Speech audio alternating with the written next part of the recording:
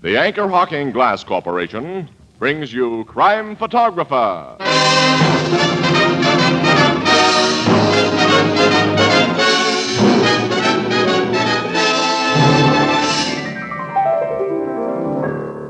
Hey, Ethelbert, did you ever take a word association test? I don't think so. How's it go? Oh, it's simple. Look, I give you a word and you answer immediately with the word that comes into your mind, see? Okay, try me. All right, red, Blue. boy, Girl. run, Walk. bottle. Anchor Hocking, the most famous name in glass.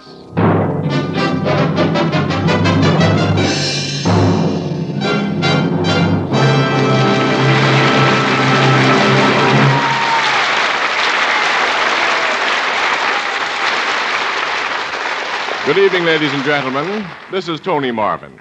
Every week at this time, the Anchor Hocking Glass Corporation of Lancaster, Ohio, and its more than 10,000 employees bring you another adventure of Casey, crime photographer, ace cameraman who covers the crime news of a great city. Written by Alonzo Dean Cole, our adventure for tonight, Pickup.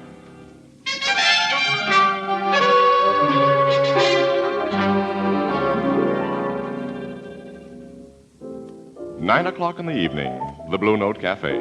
Ethelbert, the head bartender, is chatting with a customer, a tall, thin, white-haired man with a gentle face, when he hears a familiar voice. Hi, Ethelbert. Huh? Oh, good evening, Casey. Excuse me, will you, Mr. Hutchins? Sure, Ethelbert. I ain't seen you all day, Casey. Where you been? Oh, I've been busy, pal. You told me you were on the lobster shift this week, which means you don't start to work till midnight. Listen, Shuddy, this is spring. Miss Williams and I have spent the day in the park. We've been taking pictures of the birds and the bees. Where's Miss Williams? I left her at the office. Hey, look, give me 4 packs of cigarettes, will you? 2 Miss Williams' kind, 2 of mine. Okay. Hey, listen, pal, wait a minute. Huh? Who's the guy you were talking to when I came in? His face is familiar. Oh, he's Britt Hutchins, Casey, the horse trainer. Oh, sure, yeah. So, well, what's he doing in town? His stable is racing out west right now.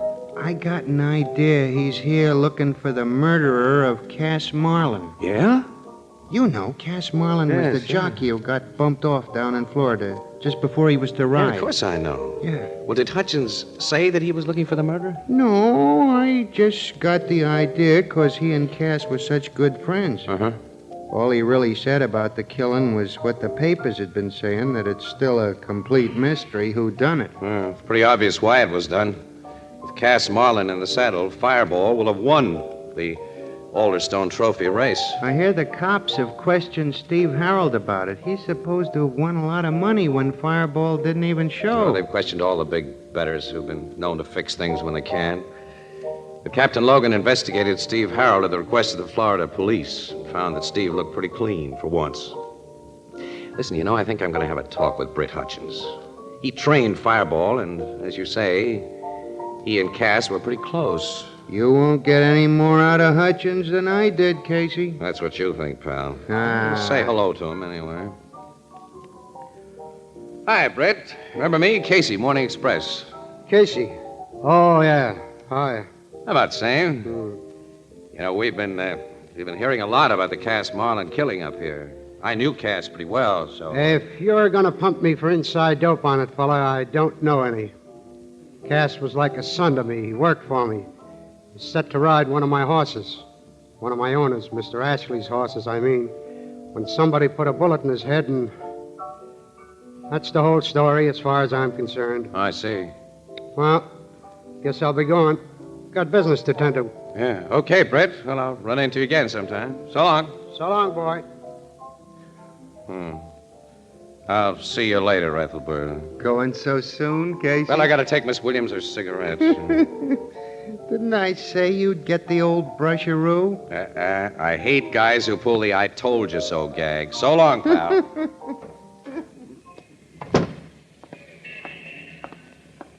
Excuse me. Yeah? Your name's Casey, isn't it? Yeah, that's right. Morning Express photographer? Right again. Let's take a walk. Well, say, it's a little sudden, sister. I don't think I know you. Or do I? You don't. Well, then what's... Call it a pickup. Well, I don't go in for pickups. Well, call it anything you want till we get someplace where we can talk alone. I've got news to sell. You interested? Always. Okay, where do we go? Well, there's a little place around the corner, Farley's Tavern. That suit you? It'll do. But I don't like the place from a social standpoint, sister, so the news you want to sell had better be on the level.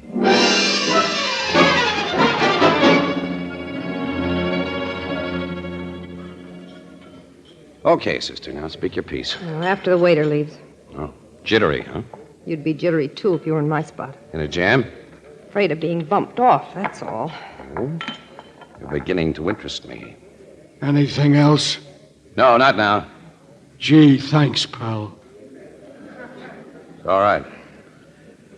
Well, he's gone. I'm listening. How much will your paper pay for the exclusive inside dope on a murder? Well, it depends on the murder. Some are in the dime a dozen class, you know. How about the Cass Marlin killing? Cass Marlin? Yes. This is a coincidence. What's a coincidence? Well, I was thinking about that shooting when you picked me up, that's all. The dope on it's worth plenty, isn't it? The real dope is. I can give it to you. Well, I'll have to be sure of that before I go to my city editor and proposition, you know. I can't pay out dough on my own, you know. If I tell you who I am and how I know about the case, will you promise to keep it under your hat? Whether we make a deal or not? Yep. I guess I can trust you. Cass told me you never double-crossed anyone. Cass told you about me, huh? Yeah, that's why I looked you up when I hit this town tonight. I phoned your office first, and they said I might find you at the Blue Note Cafe. I was on my way over there when I saw you come out. I recognized you by a picture Cass had. You must have been a close friend of Cass's. He was going to marry me. Yeah? What's your name, sister? Edith Landau. Edith Landau. It's funny, I've seen most of the police reports on the case, and I've come across no mention of a gal named Edith Landau. You've heard Cass was getting a divorce, haven't you? Yeah? Well, on that account, very few people knew I was his girlfriend. It had to be that way because his wife's lawyers might have made something out of it. Mm-hmm. Well, that's a pretty good answer. Well, give me one for this. If you cared enough for the guy to want to marry him, why didn't you go to the cops with this inside information? You think I'm a phony, don't you? You might be. Well, listen, wise guy. I didn't say I cared anything about Cass. I was going to marry him because he was in the big dough. When he died, I saw myself out of his dough. The cops wouldn't pay me a dime for the information I had, and Cass owed me something one way or another. So I decided to cash in with a big newspaper. A bigger one than there is down in Florida. Yours. Is that straight enough for you? Too straight to like very well. I don't care what you think of me. I've got a story to sell. But you've got to act quick. I can't keep it bottled up any longer, even for dough, because the killer knows I'm onto him and he's after me. Now, any more questions? Only the one for the big prize. Who's the killer? I'll tell you that when I see money. $10,000. $10,000? My story's worth it, and papers like yours can pay it. I've always wanted to see my city editor drop dead. He will when he hears that figure. Well, come on, I'll take you over to him. No. Nobody must know anything about my part in this till the killers are all behind bars. It was killer before, now it's plural. Well, I'm pretty sure there's more than one man mixed up in this. And I'll tell you something else to prove that I'm on the level. The cops' theories are all wrong. They think Cass was killed so he couldn't ride Fireball, but... What's the matter? That big guy just walked up to the bar. He knows me. Yeah, I know him. And you know who he works for. Yeah, Steve Harold. Look, I gotta get out of here quick. Mr. Casey, don't let him follow me. Stall him, hold him by force if you have to till I get away. Promise me you will. This is an act, sister. I swear it isn't. You say you know who that man is. Okay, I'll hold him. And lend me $5. Lend you... I haven't got enough for cab fare, and I've got to get away fast and far, please. Well, I've always been a sap. Here's a fin. Thanks. Look, I'll phone you at your office in an hour and tell you where to meet me, where it'll be safe. And don't let Denver Lane follow me. I'm going. Goodbye. Hi, Denver. Oh, Casey. Noticed your gal friend left in quite a hurry. Yeah. Had to run for a bus. You know her, Denver? Never saw her before. Not a bad-looking bimbo. Who is she? Well, just a pickup I made. Didn't know you went in for pickups. I have my moments. Cigarette, Casey? Yeah, thanks. You, in no hurry to leave here? Why should I be? I just come in. Yeah, Denver, I have my moments.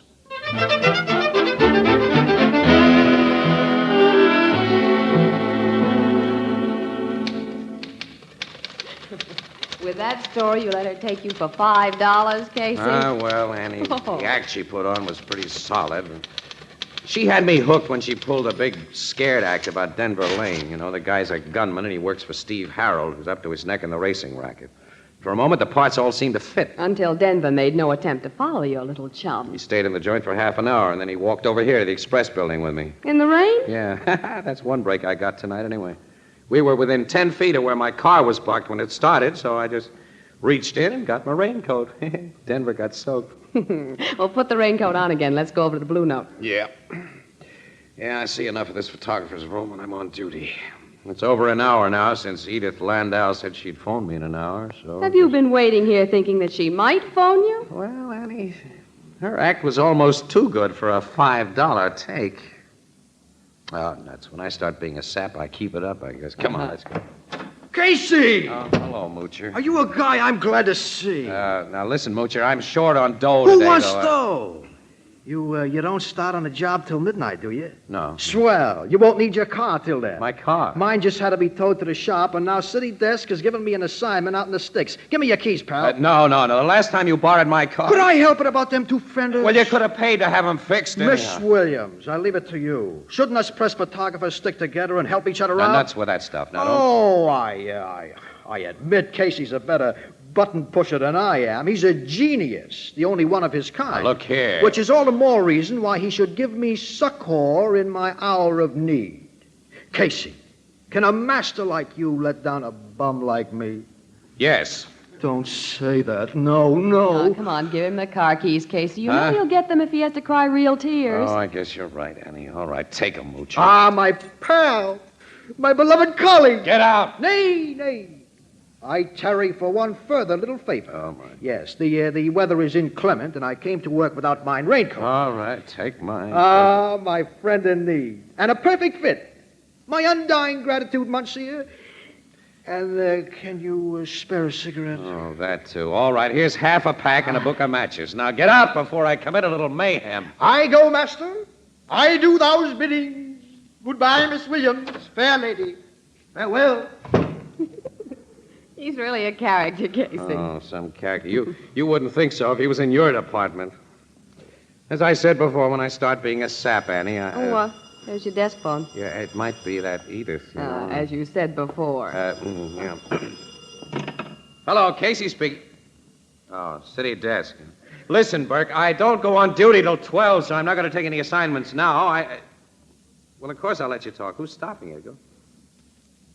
Oh? Murder, huh? Strangled in a vacant lot. Sounds good. Yeah, I got the address, yeah. Here we go again. Any details? Identification found on the butt. What? What's that name again? Yes, we'll grab a cab and get out there right away. Hey, what is it, Casey? That dame, Edith Landau, was murdered about 15 minutes after she left me.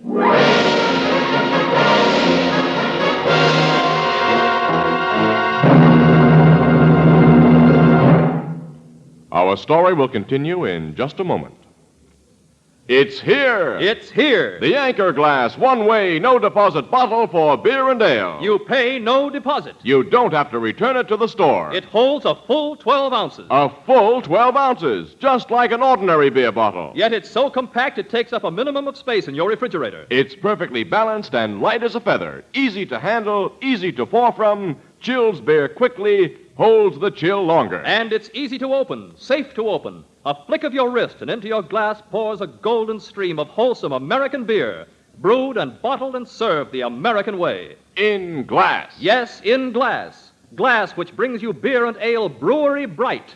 Glass which can't affect taste or flavor. Glass, the sanitary container for beer and ale. Your favorite beer and ale is on its way to you right now in the new Anchor Glass one-way, no-deposit bottle. Another great contribution to convenience and to gracious living and entertaining. The Anchor Glass one-way, no-deposit bottle is a product of Anchor Hocking.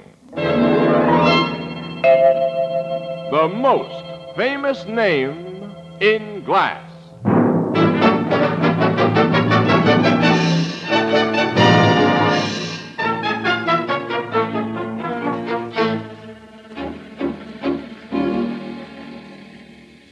Look at that body again, Casey. You're sure it's the woman who told you that story? Definitely. I was sure of it after my first look, Logan. Captain, her story must have been the truth. I told you, Annie, I was more than half sold on that story of hers. And she borrowed that 5-spot to take a cab from Farley's Tavern, huh? So she said. Yeah. This place is about 3 miles from Farley's. Now, assuming her story was true, she might have paid off the cab after the first mile or so to save money and started walking.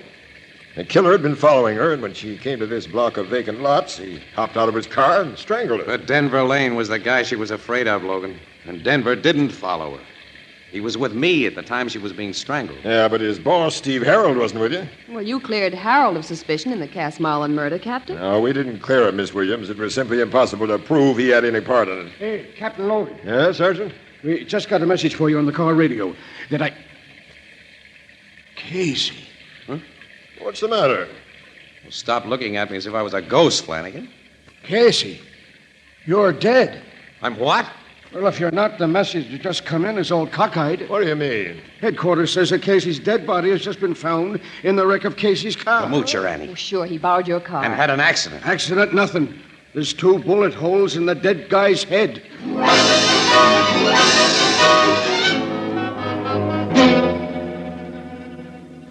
Well, the thing's plain enough now, Casey.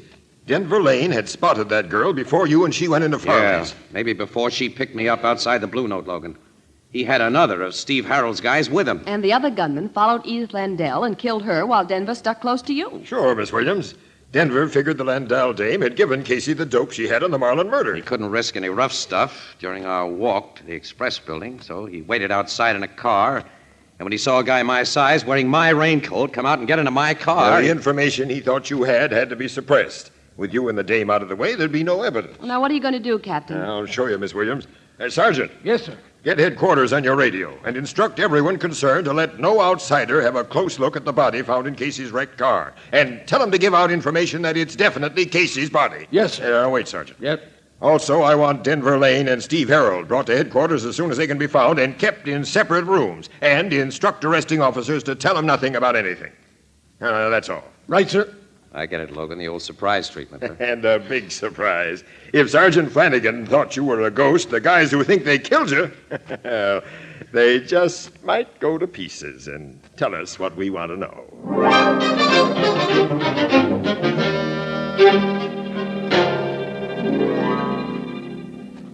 Steve Harold's cooling off in this room, Casey.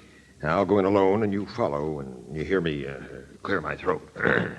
Okay, Logan. I hope this works. Oh, it'll work, Miss Williams. You stay here with Casey. Here goes. Hello, Harold. Oh, good evening, Captain. Good morning, rather.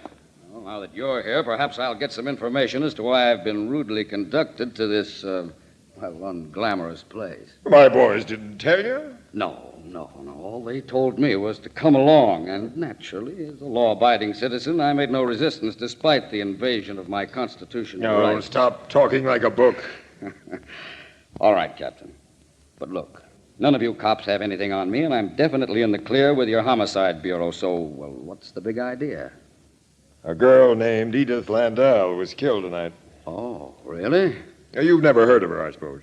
Yes. As a matter of fact, I have. Really? Yes. Well, Landau isn't a common name, so I presume it's the same girl I met with Cass Marlin several months before he was killed. He'd fallen rather hard for the little gold digger. Why didn't you tell me about the Landau girl when I questioned you on the Marlin case? My dear fellow, you didn't ask me. Why do you suppose she was killed tonight? Because she knew too much about Cass Marlin's murder. And she told what she knew before she died, Steve. You interest me. By the way, whom did she tell? A man who also was killed. Then you're still out on a limb. Not quite. This man told the story to his newspaper associates before 2 bullets got him in the head. Their evidence will be only second-hand hearsay. It wouldn't be admitted at a murder trial. You know your law, don't you, Steve? Yeah, I know a little. Excuse me, I have a little cold. Hello, Steve. Oh, hello, Casey. Nice to see you, boy. Go on with your story about the man who was killed, Captain. You two chaps look kind of strange. Anything upset you? Nothing at all, Steve. No, nothing at all. Denver's the guy who tried to kill you, Casey. He obviously didn't get word to Steve Harold about the things that happened tonight. Now, we'll work the gag on Denver now. All right, all set, pal. It ought to work on Denver.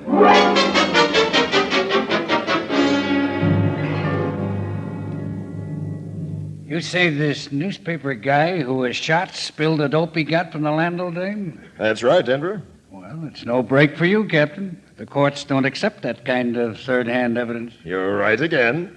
Oh, well, if only the poor guy was alive. Yeah. Excuse me, a little cold. Hello, Denver. Well, nice to see you again, Casey. Yeah? Casey and I had quite a get-together at Farley's place tonight, Captain. Yeah? Yeah. Maybe I shouldn't spill this on him, but he was in there with the crummiest-looking pickup you've ever seen.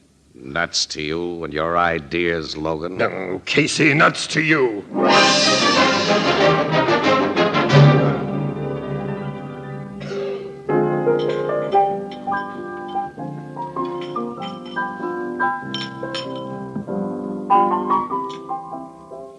Your big act fell flat with both Denver and Steve Harold, huh, Casey? Yeah, so flat it busted all over the place, Ethelbert. Well, neither of those men could have thought Casey was dead. Both of them are ice-cold characters, but no guilty person could have taken the shock of his appearance without some giveaway reaction. Yeah, you'd think so. They didn't even flicker an eyelash, either one of them. Maybe they was tipped off in advance that it was really poor Moocher who was shot. No. Logan went over that angle before we made our play. He says a cop on the scene kept everybody away from the body. Nobody got close to it at all except other cops. Besides, after 2 heavy-caliber bullets go through a guy's head, Ethelbert, it's sometimes pretty hard to tell who he was. Maybe the killer knows by now he didn't get you, Casey, so he'll try again. Oh, that's covered, thank goodness. Captain Logan has assigned 2 bodyguards to Casey. Yeah. A louse. That innocent-looking gray-haired man over in the corner is one, and Sergeant Flanagan is hanging around outside. You know, I just got to find a killer in order to get those guys out of my hair. I can't stand it. Hey. Yeah? Annie, I've just remembered something. You know, I've been a dope. That's a surprising confession. Look, Edith Landau was about to tell me something when she saw Denver. And then she got scared and stopped cold. She said, wait a minute, let me think. She said the cops' theories are all wrong. They think Cass was killed so he couldn't ride Fireball.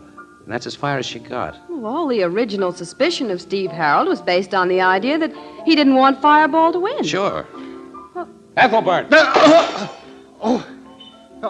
Don't bark at me like that, Casey. I'm a nervous guy. Certainly are. Well, okay, all right, but look, when did Britt Hutchins leave this joint tonight? Tell me that. Britt Hutchins? Yes, the horse trainer who was on vacation while his stable is racing out west. Why, he went out the door right after you did. Then he saw me talking with that girl. He could have seen me going to Farley's with her. He could have followed when she left there alone. He even could have strangled her to death and gotten back to the express building in time to see Moocher get in my car. Then Hutchins could have followed him and thought it was me. But Hutchins was a friend of Cass Marlin's. He couldn't have... No. Friendship in a gambling racket seldom goes deeper than the money pocket. And horse trainers should only take vacations when their horses do. Annie, come on. Where? We're going to tell Logan to find Hutchins. Yeah, Casey... See you later, Ethelbert. Now, wait for your gray-haired bodyguard, Casey. Never mind. He's just... Those bodyguards can't keep up with me. I'll be very happy. There's a cab, Annie. Hey, taxi! Oh, Casey! Annie, Casey, duck! I'm shooting at you! Oh, your head! Oh, I'm okay. Oh, no. Flanagan, get him! Get him! We got him, Casey. Go. Let me go. Oh, Casey. Well, hello, Britt. So you were the guy, and you missed me again, huh? No, he didn't miss you. Help, get a doctor! There's blood all over Casey's head. He's dying. Annie, I'll bet you 2-1 that for the second time tonight, the report of my death will be greatly exaggerated.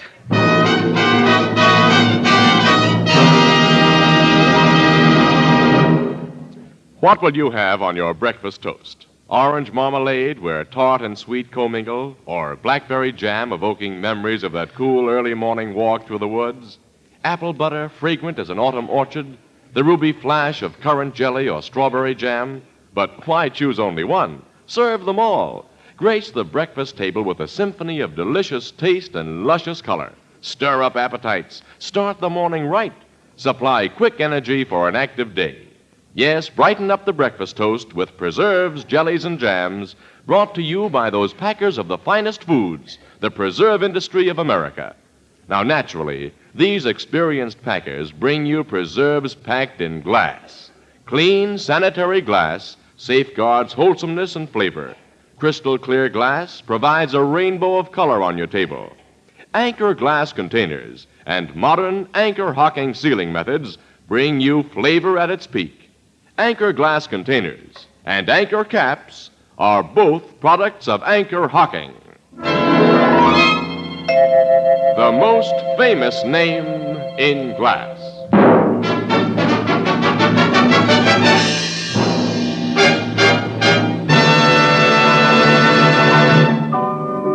You feel okay now, Casey? Oh, sure, Ethelbert. That bullet only grazed my forehead. Yeah, well, if it had struck you only a half an inch deeper. Well, as Britt Hutchins will tell you, Annie, many a horse has lost a race by half an inch. And I think, as a matter of fact, this bandage is very becoming. So is the little hospital nurse who put it on. It isn't, and she wasn't. Annie, you shouldn't be like that, not to an invalid. Tell me, Casey, what did Hutchins have to say when they got him down to headquarters? Well, he confessed that he killed Marlin because his jockey friend had double-crossed him. That was a hard one. You see, he made Cass Marlin a little proposition. Cass was to ride Corn Popper and lose, see? Corn Popper? Yeah. Well, that was the last horse Cass rode before he died. Corn Popper was a comparatively unimportant horse, Ethelbert, in a comparatively unimportant quarter-mile race. So attention was centered on Fireball and the big Alderstone Trophy. Well, to cut off the alibis, Ethelbert, instead of riding Corn Popper to lose, as he'd promised Hutchins, Cass Marlin brought him in first. And Hutchins lost every dollar he'd been able to beg, borrow, or steal. So his feelings were hurt, and he killed Marlin. Cass had told his gal about the play, and she witnessed the shooting, so Hutchins had to get her, too. And when he finally caught up with her, she was being confidential with Casey. Well, you know the rest. Yeah, you better be careful about making pickups from now on, Casey. I'll say he had. Oh, I don't know. I have my moments. Yeah, but like my sister Edna says, quote, you can never tell when one moment's gonna be the next. Oh, no. Yeah, unquote.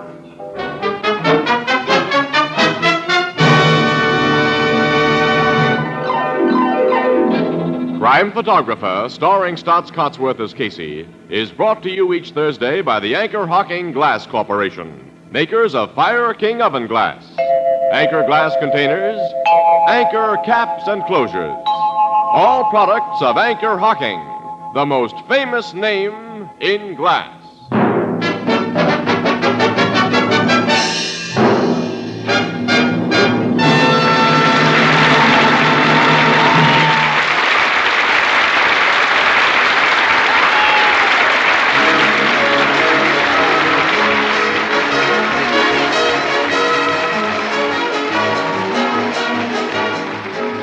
Crime Photographer is directed by John Dietz. The original music is by Archie Blyer, and the program features Miss Jan Miner as Anne and John Gibson as Ethelbert. Herman Chittison is the Blue Note pianist. This is Tony Marvin saying goodnight for the Anchor Hocking Glass Corporation of Lancaster, Ohio, with offices in all principal cities of the United States and Canada. Thursday night on CBS is the biggest show in town. So stay tuned for exciting dramatizations on Reader's Digest Radio Edition, which follows immediately over most of these stations. This is CBS, the Columbia Broadcasting System.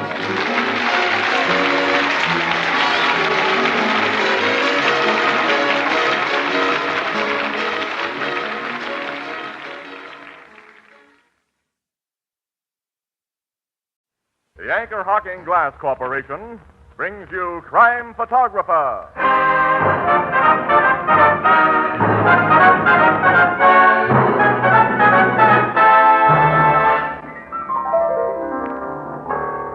You know, Ethelbert, you and I have a good chance to be famous. How's that, Casey? Well, I figure if a man's known by the company he keeps, Yeah? then he ought to be known by the company that keeps him. That makes sense. And the company that keeps us is... Anchor Hocking, the most famous name in glass.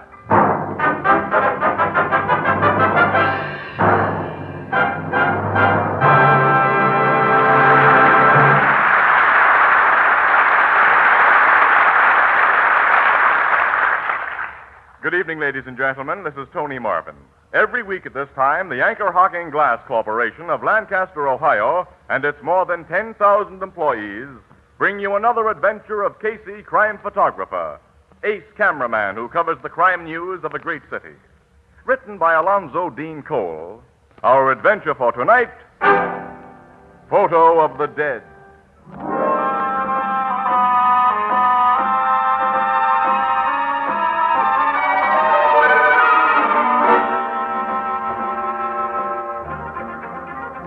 9 o'clock in the evening, the big, untidy photographer's room of the Morning Express. The door opens, and Ann Williams. Gosh, it's hot, Casey. Let's go over to the Blue Note. Oh, Annie, I'd like to get out of this joint for a while, but Dad Phelan phoned about half an hour ago and said he wanted to see me. He's making a special trip down here. Dad Phelan? Sure, you met him. He runs a little stationery and cigar store Oh, uptown. yes, of course. He lost his wife last year, and That's he went right. to her funeral. Yeah, Aunt Maggie, her name was. Well, what does he want to see you about?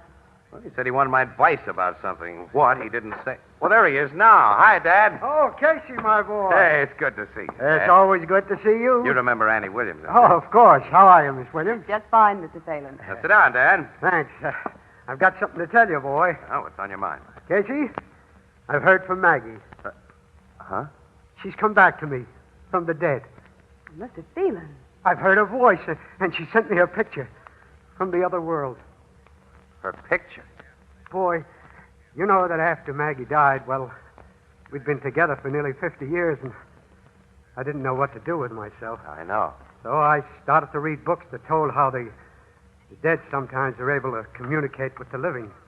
Books on psychic phenomena? Yes, Miss Williams.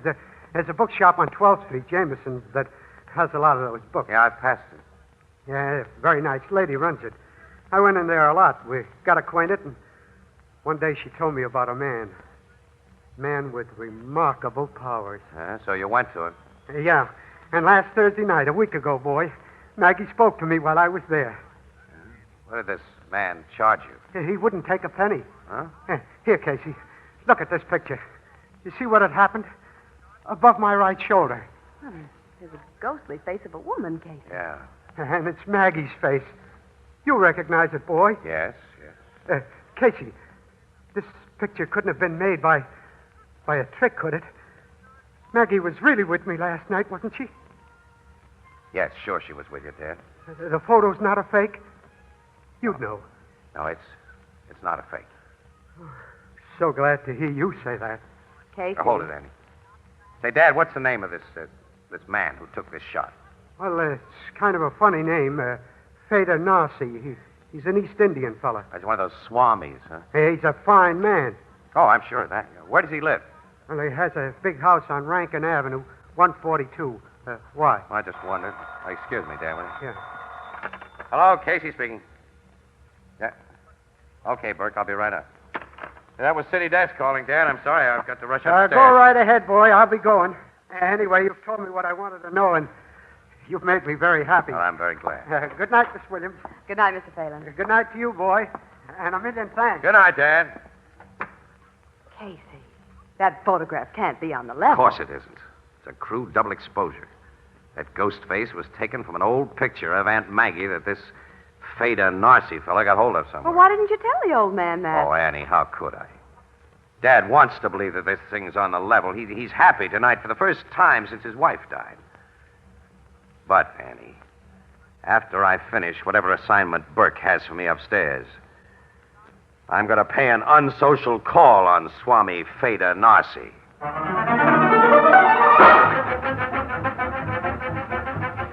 Oh, hey, Burke, what do you mean? You're sending me out of town tonight? That's what I said, Casey. I just had our Detroit correspondent on the phone. He tells me a honey of a murder broke out there. You may be gone 2 weeks, maybe a month. And I'm not going? Casey's on this job alone, Williams. You stay here.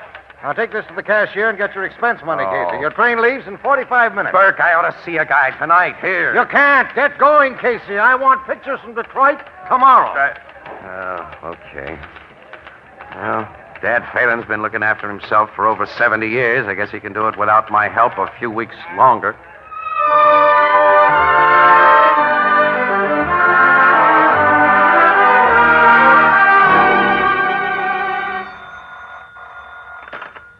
Hello. Miss Williams? Yes.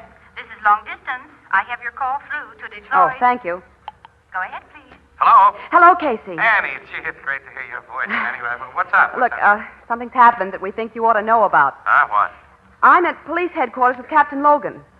A few hours ago, your friend, Dad Phelan, was found dead. Dad Phelan? Yes, Casey. And Captain Logan thinks that Swami Feda Nazi was responsible for his death.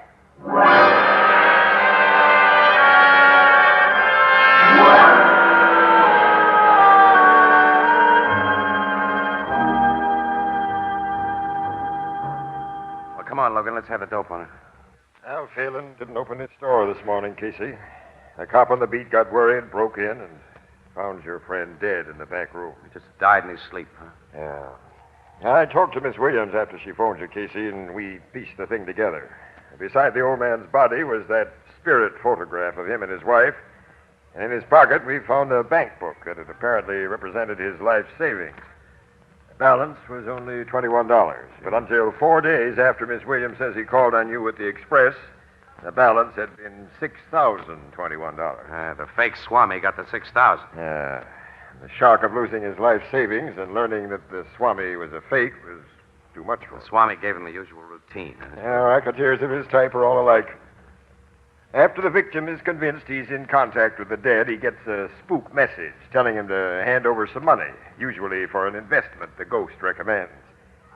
The dough was passed over in cash, and we cops can't do a thing. Logan, that Swami killed that old man just as surely as though he'd stuck a gun at his head and pulled the trigger. I know it, but he's not a murderer in the eyes of the law. We can't even prove him a thief. You questioned him? Naturally. He denied everything. Well, Logan, I'll talk to Swami Feda Narsi. It won't get you anywhere. Well, I'll see you later. Now, what are you going to do? Well, from what you say, there's only one thing I can do. Beat that guy to a pulp.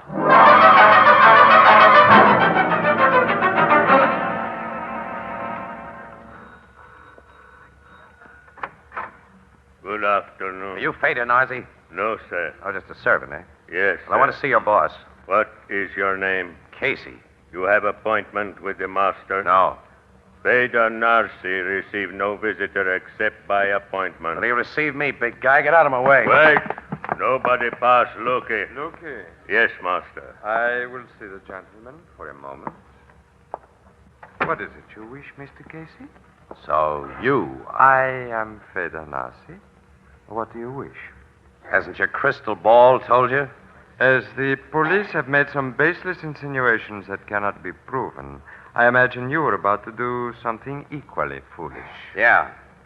I'm going to knock that grin off your face and your teeth along with it. Yes, sir. Take your hands off of me. Let me go, will you? Lucky, my devoted servant, is a Senegalese. They are noted for their skill in fighting. Lucky, teach Mr. Casey that it will be very unwise for him to trouble us again. It will be a pleasure, sir. Splendid, Lucky. Now pick Mr. Casey up from where he's fallen and throw him out the door.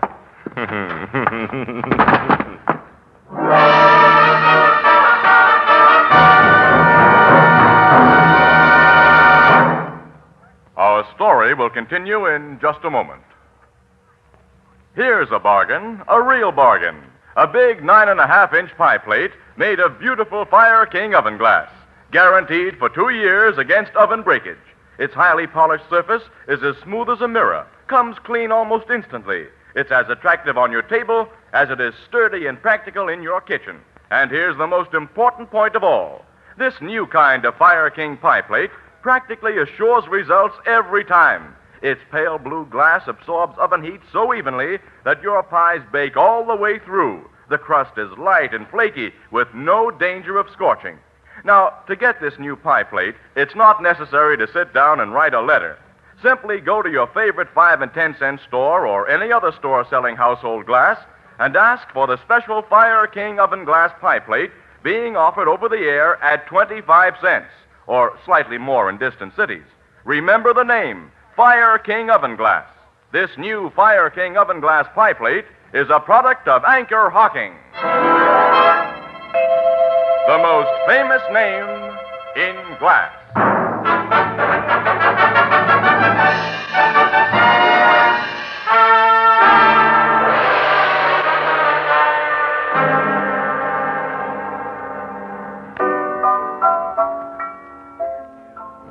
You're certainly a pretty picture, Casey. 2 black eyes, a lump on your jaw. You don't have to give me a bruise-by-bruise description of how I look, Ethelbert. I know how I Ethelbert, look. that big Senegalese prize fighter might have killed him. Oh. I know how you feel, pal, but you've gone at this thing all wrong. Rough stuff will get you nowhere. That's great. You got any suggestions? No.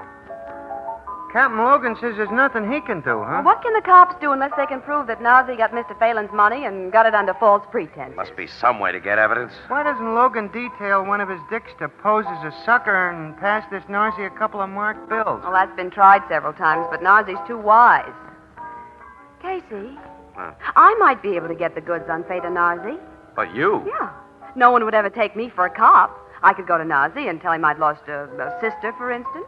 And I'd let him believe that I had some money, and he'd work his racket on me, and then I'd pass him marked bills, and we'd have him. Sure, it'd be a cinch, Casey. Oh, yeah. It'd be a complete bust, Oh, that's now what it'd why? be. Do you think anybody gets into Narzi's joint unless he knows who they are and all about them, Annie? You see, it's part of his racket to have the lowdown on people who come to him. Oh, you mean he'd look me up and find out I'm Ann Williams, who works for the Morning Express? Yeah, he sure would.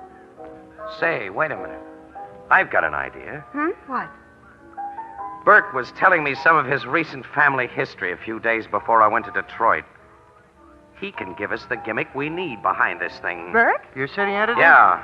Boy, and will he do it when he sees it as the build-up for an exclusive feature story. Annie, come on. We're talking to Burke right now.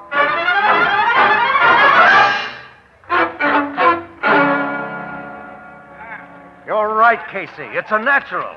Williams, you'll check into an uptown hotel here tomorrow night as Marilyn Phillips of Portland, Oregon. Which is the real name and home address of your wife's first cousin, right? Yes, as Casey remembered my telling him, Marilyn lost her mother several months ago. Where's Miss Phillips now, though, Burke? Traveling in Mexico, so that'll be all right. She's about your size and coloring, Williams. I'll have my wife tell you enough about Marilyn Phillips tonight so that you can borrow her identity without any chance of a slip-up. When this Fata Nazi checks her, he'll think you're the real McCoy. Well, how'll I get to Nazi? I can't just walk up to his front You door. get to him the same way Dad Phelan did. You go to Jameson's occult bookshop and become a steady customer. The old dame who runs the place is probably a shill for Nazi. Oh, I get it. I pose as a grief-stricken daughter with money and let her and him do the rest. That's the play. After you check into the hotel as Marilyn Phillips, you're not to come near this office, near your apartment, or with anyone you know, till this job's finished. Wait a minute now, Burke. You mean... I mean especially that she can't go anywhere near you, Casey. That'd give the whole show away. Oh, I didn't think of that. I'll see that you receive plenty of expense money, Williams. You'll report to me by phone. That's all. She can talk to me by phone, too. Well, what does she want to talk to you for? Yes. Why should I? Well, I thought I might be able to help or something. Burke will attend to everything. Sure, Casey. I'll attend to everything. Oh, that's just swell.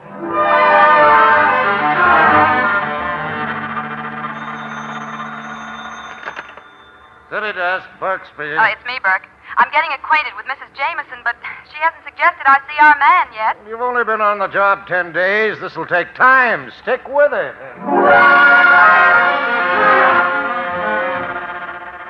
Casey, what on earth has happened to Miss Williams? It's almost 3 weeks since I seen her in here, and Miss Williams is away, Ethelbert. And who cares?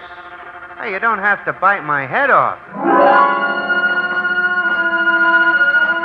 You've been coming in here for over a month now, Miss Phillips. I feel that I know you well enough to offer a suggestion that may soften your great sorrow. Well, the only thing that can help me, Mrs. Jameson, is if I could see my mother again or hear her voice. Well, perhaps you can. I know a remarkable man, Miss Phillips, a man of almost miraculous powers. His name is Fata Narcy.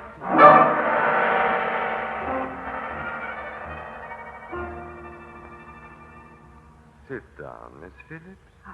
Thank you. I see things in the crystal ball. I see a lady there whom you loved very dearly. My mother? Yes. Her name was Alice. The woman who sent me here must have told you that. Be not hasty in your judgment, Miss Phillips. You were born October 4th, 1922. Your home was 47 Vista Road, Portland, Oregon. Your middle name is Celestine. Your mother's maiden name was McClintock. She's very close to you now, Miss Phillips. Very close. Can you make me see her, Swami? Or hear her voice? Later, perhaps. Come to me on Thursday next. In the meantime, I will pray that the one you love beyond the veil will speak to you and give you comfort. Go now. I'm very weary. Yes, Swami. How much do I owe you? Oh, me? Oh, my dear child, I make no charge for my services, ever. My mission in life is to serve mankind.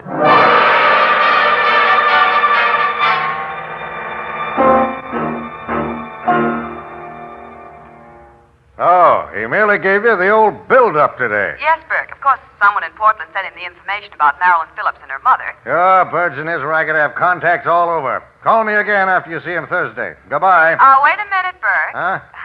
How's Casey? In very bad humor. Goodbye.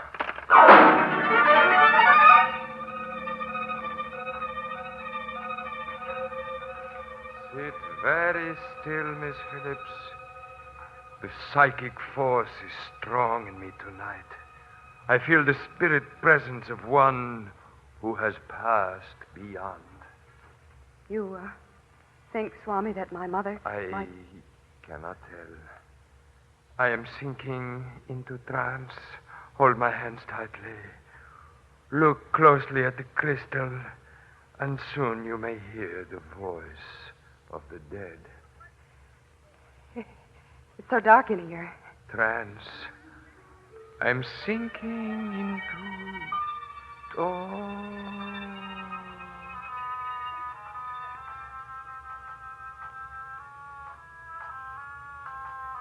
Swami, what? That knocking. Something's knocking on the table, Swami, and it isn't you. Oh, that music. Where's it coming from? I'm afraid, Swami. I'm afraid. Have no fear, my daughter. That voice. It is your mother's, darling. Mother? I'm with you, Marilyn, here. This good man has helped me make the journey from the land beyond to bring you comfort. I can't see you, Mother. I have more to tell you, my dear. Now the force is growing weak. Trust this good man. Trust Veda Narsi, and I will come to you again through him. Come again, and I will have more to tell you. Oh. Swami Nasi. Swami Nasi. What? Was it a success, Miss Phillips? Oh, you don't know what happened? I was in trance. I never know. My mother talked to me. She said that she had more to tell me. We shall assist her then. Come to me next Wednesday.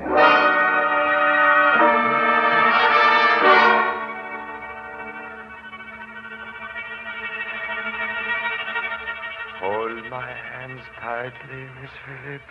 Yes, Swami. I am sinking into trance. Sinking into...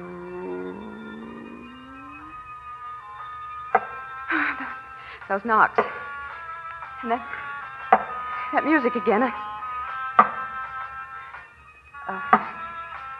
Mother?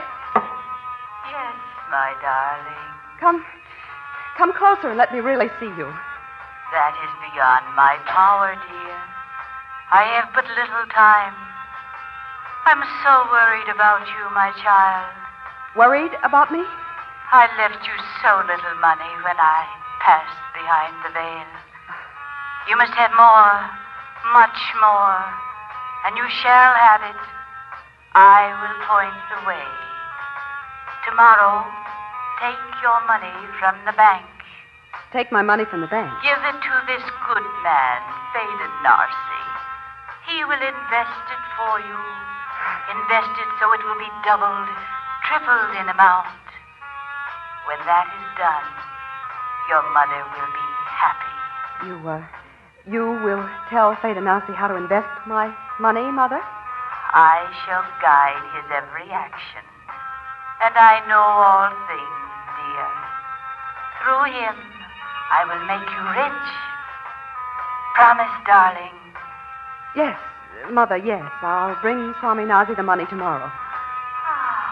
You've made me very happy. I must leave you now, darling. I must go.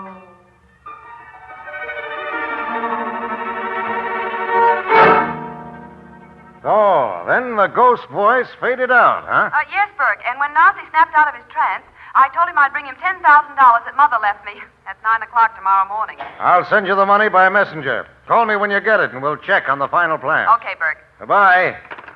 Well, Casey, tomorrow night will be the payout. Yeah? Cops will be posted around the house before Williams goes in.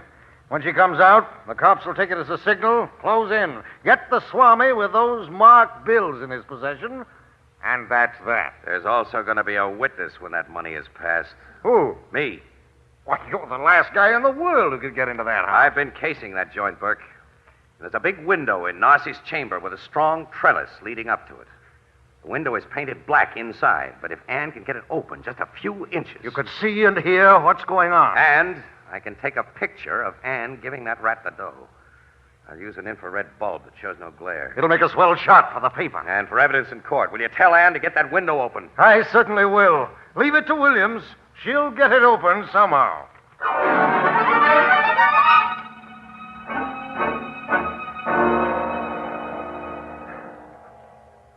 I've brought the money, Swami. Oh, yes, the money. You'll return it to me, and much more besides, as Mother said. Miss Phillips, through spirit guidance, I have made many fortunes for other people. I am not interested in money myself. Oh, there's $10,000 here. All I have. Well, I will accept and invest it as a sacred trust. Here. Thank you. What was that? I didn't hear anything. We'll see. This window. So, Mr. Casey. Hello, Nazi. Step off that trellis and into this room with your camera. As you see, I have a gun. Yes, I see. Now close the window. Okay. I am always alert for frame-ups. Yes, the guy in your racket has to be. You will give me the film you just exposed? What good'll it do you? I saw you take the dough. Your testimony and that of Miss Phillips will be utterly valueless if the money cannot be found in my possession. It's quite obvious that I have been given marked bills, but they're easily destroyed. Casey, if he destroys the papers $10,000, I'll have to pay it back. I'll be in debt the rest of my life. He won't destroy it. Don't move, Mr. Casey. I shoot. Now take the film from your camera and toss it into the copper bowl on this table. Okay. I place your marked money in the bowl with it. Now strike a match, Mr. Casey, and burn them. That gun makes you the boss. Oh, Casey, when we tell Burke you burned the papers and It money... is very probable that you will not be believed. There will be a large suspicion that you kept it for yourself. That doesn't bother me so much as the idea that you might beat this rap, Nazi. I shall beat it. Now strike a match and burn that evidence. Okay. Money and the film in this bowl beside your crystal ball. Right at you, Nazi. Knock the gun out of his hand. Get it, Annie, quick. Looky. That big prize fighter. Come here, Looky, help. That's the guy I want to see again. Take this gun. You'll need it. No, I won't. Looky. I am here, Master. You weren't expecting that crystal ball in your face, were you? Now that'll hold you. Now, Swami Nazi, would you like to gaze into your crystal ball? Or can you guess what's going to happen? Don't hit me. Don't hit me. This is for Dad Phelan. This for Annie. This one's for me.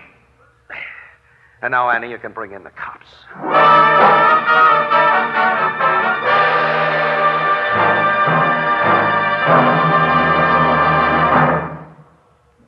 We'll join the crowd at the Blue Note in just a moment. No wonder the new Anchor Glass one-way, no-deposit bottle is sweeping America. Think of all the extras it brings you at no extra cost. Extra number 1. It requires no deposit, no bother with pennies. Extra number 2. You don't have to return it. No trouble with empties. Extra number 3. It's light as a feather, easy to carry, unnatural for picnics. Extra number 4. It's sturdy and compact. Saves space in the icebox. Extra number 5. It's easy to open, safe to drink from. Extra number 6. It's at home on any table. Extra number 7. And, brother, what flavor? That true brewery flavor that only glass can bring you. Yes, here's the bottle that makes beer and ale easy to enjoy. The Anchor Glass one-way, no-deposit bottle. For flavor that's brewery bright, demand beer in bottles. For safety and convenience, demand your favorite brand in the new Anchor Glass one-way, no-deposit bottle. Product of Anchor Hocking. The most famous name in glass.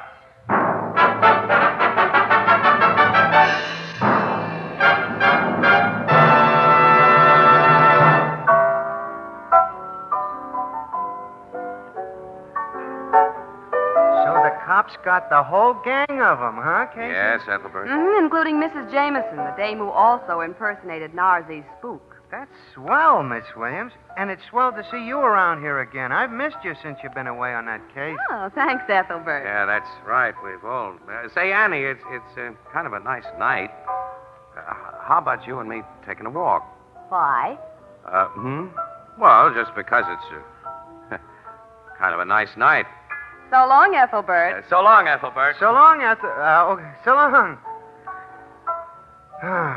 As my sister Edna says, quote, absence makes the brain grow dumber. And a walk on a nice night may be dangerous business for an unmarried bachelor. Unquote.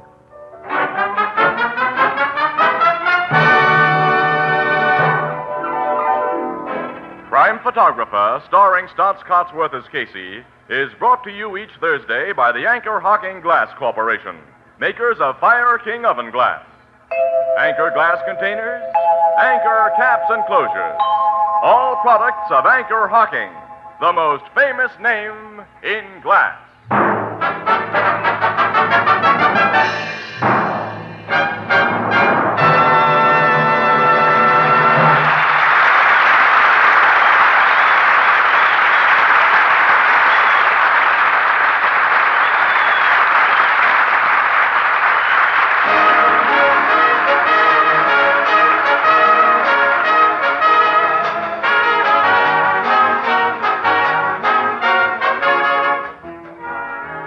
Photographer is directed by John Dietz. The original music is by Archie Blyer, and the program features Miss Jan Miner as Anne and John Gibson as Ethelbert. Herman Chittison is the Blue Note pianist. This is Tony Marvin saying goodnight for the Anchor Hocking Glass Corporation of Lancaster, Ohio, with offices in all principal cities of the United States and Canada. Thursday night on CBS is the biggest show in town. So stay tuned for exciting dramatizations on Reader's Digest Radio Edition, which follows immediately over most of these stations.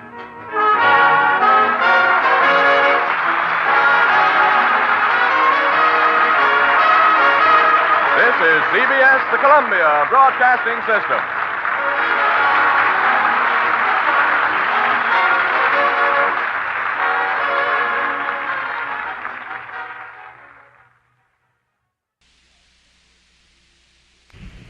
The Anchor Hocking Glass Corporation brings you Crime Photographer.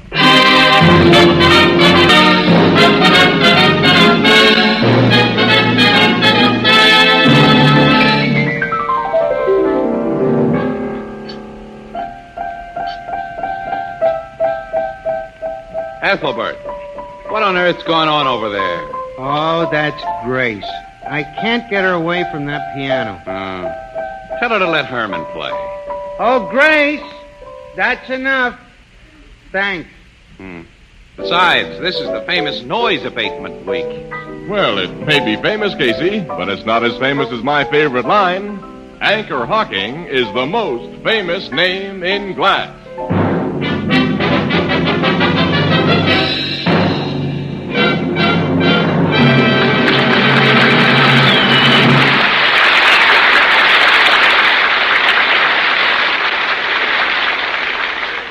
Good evening, ladies and gentlemen. This is Tony Marvin. Every week at this time, the Anchor Hocking Glass Corporation of Lancaster, Ohio, and its more than 10,000 employees bring you another adventure of Casey, crime photographer, ace cameraman who covers the crime news of a great city. Written by Alonzo Dean Cole, our adventure for tonight, King of the Apes.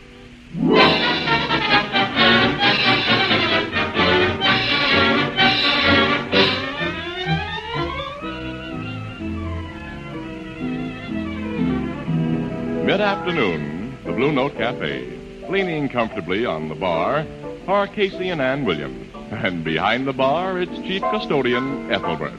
You and Miss Williams are going to the circus tonight, huh, Casey? Yeah, we gotta go, pal. It's an assignment. Every year, Ethelbert, he's found an excuse to go to the circus. You think I like to go to the circus, honey? Well, if you don't, you'd better reserve yourself a chair in the old men's home. She's right, Casey. Any guy who can't enjoy the circus is slipping, and fast. I love the clowns and the elephants. I still like the brass bands and the peanuts and popcorn. Well, I go for the lady bareback riders and the lady acrobats and the lady... That's enough. Well, I just wanted to establish that I'm not slipping, Annie. I'm simply matured, that's all. What kind of assignment you two got at the big show? Principally, we're covering the feature act, King of the Apes. They say that's swell. According to pictures on the billboards, that fella, the king, keeps 20 or 30 giant gorillas under his complete control. Now, circus posters underrate a little bit, Ethelbert. The 20 or 30 giant gorillas are really 6 orangutans. And their trainer isn't the king. His name is King. Charles King. Oh. But an orangutan is a pretty big monkey, isn't it? Big enough. The full-grown male can break a couple of Joe Lewises in two. Then I guess 6 orangutans are plenty for a guy to go into a cage alone with. I'd say so. Well, we'd better get over to the circus, Annie. It's nearly time for our date. Oh, yeah. I thought you said you were going to the circus tonight. We're interviewing Mr. King after the matinee performance. We're seeing the show tonight. Oh. Well, so long, pal. So long, Ethelbert. Have a good time, and don't let him lock you up in the monkey cage. Nuts to you, pal, and so long. So long, Casey. And nuts to you.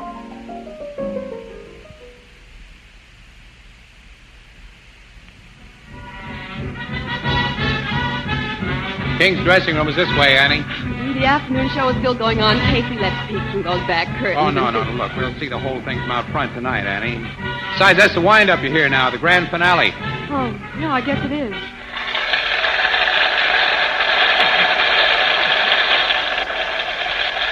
Oh, look, the clowns are coming from the ring. Oh, let's walk. Oh, I've seen clowns before. We've got a date, Oh, Annie. just a minute, Casey. Oh, okay.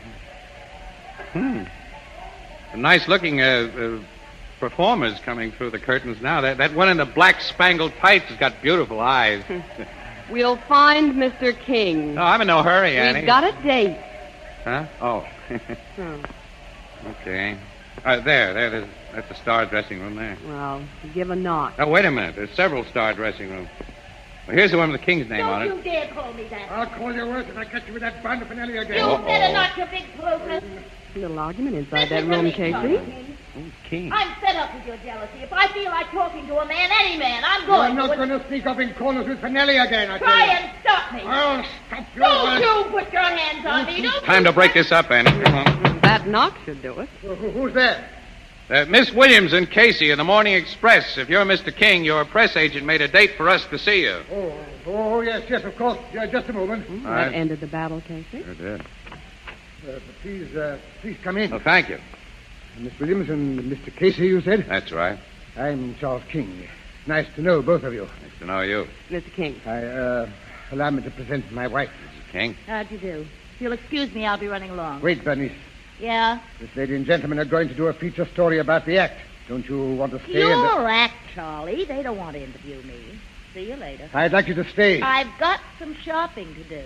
Nice to meet you, Miss Williams and Mr. Casey. So long. So long. My wife is always on the go, as you Americans say. You'll pardon her, I'm sure. Certainly. I'm very grateful for this visit. Publicity is the lifeblood of show business. Perhaps I'd better take you downstairs to the animal room. The three of us and my orangutans can get acquainted all at the same time. I fancy that's what you wish. Yes, sir, that's it. Yeah? Come on, then. We'll walk down that ramp to the animal room. Careful, Annie. Slip. Bernice, What? I thought you were going shopping. I am. I just stopped to talk a minute with Mr. Finelli. Hello, Charlie. Hello, Finelli. You better get your shopping done, Bernice. Okay. See you later, Luigi. Sure, Mrs. King. Miss Williams, if you and Mr. Casey will excuse me, I want a word with that man. Yes, of course. Yeah, go Mr. ahead. King. Thanks. Just a moment, Finelli. This seems to be the old triangle business. And Casey. how? That Finelli is good looking. Yeah, so is Mrs. King. They're both young, too. King must be 50. Oh, easy. But he looks like a tough guy to tangle with. He seems to be quietly laying down a little law to Mr. Finelli over there. Look at that. Thanks for waiting for me. Not at all. It's all right. Here's the ramp. The cage of my beast found far from the bottom. Hey, that guy you were talking with had on tights, Mr. King. What is he, an acrobat? He's a wire walker. Oh. Do you good people know very much about orangutans? Practically nothing. We've seen a couple in the zoos. Then perhaps you'd like to have a little basic information for your story, Miss Williams. Well, yes, I would. But the orangutan is found only in Borneo and Sumatra. In size, he is the second of the great apes, ranking next to the gorilla. In intelligence, though some place the chimpanzee in a higher category, I rank the orangutan first. Those are my animals in those two cages. Casey, we've never seen an orangutan like that big fellow at the zoo. Oh, that's Nimbu. He's a full-grown male. If he stood upright, which he seldom does, he'd be 5 feet 7 inches tall. And he tips the scale at 22 stone, about 300 pounds. Why do you keep him alone in that cage? Is he vicious or something? No, I'm keeping Nimbu separate temporarily because he hasn't been very well. Oh. I'm quite worried about him. Without Nimbu, I wouldn't have the same act. And, well, I'm fond of the old fellow. Seems pretty fond of you. Casey, did you see him reach out his hand to Mr. King like a big child? Yeah. I let him take my hand and put his other long arm around my neck. I wouldn't want him that close to me, brother. I wouldn't dare permit such familiarity from the one in the next cage. Oh, he doesn't like you, huh? Oh, he doesn't like anybody. Fear of Nimbu is the only thing that keeps Dillinger in his place.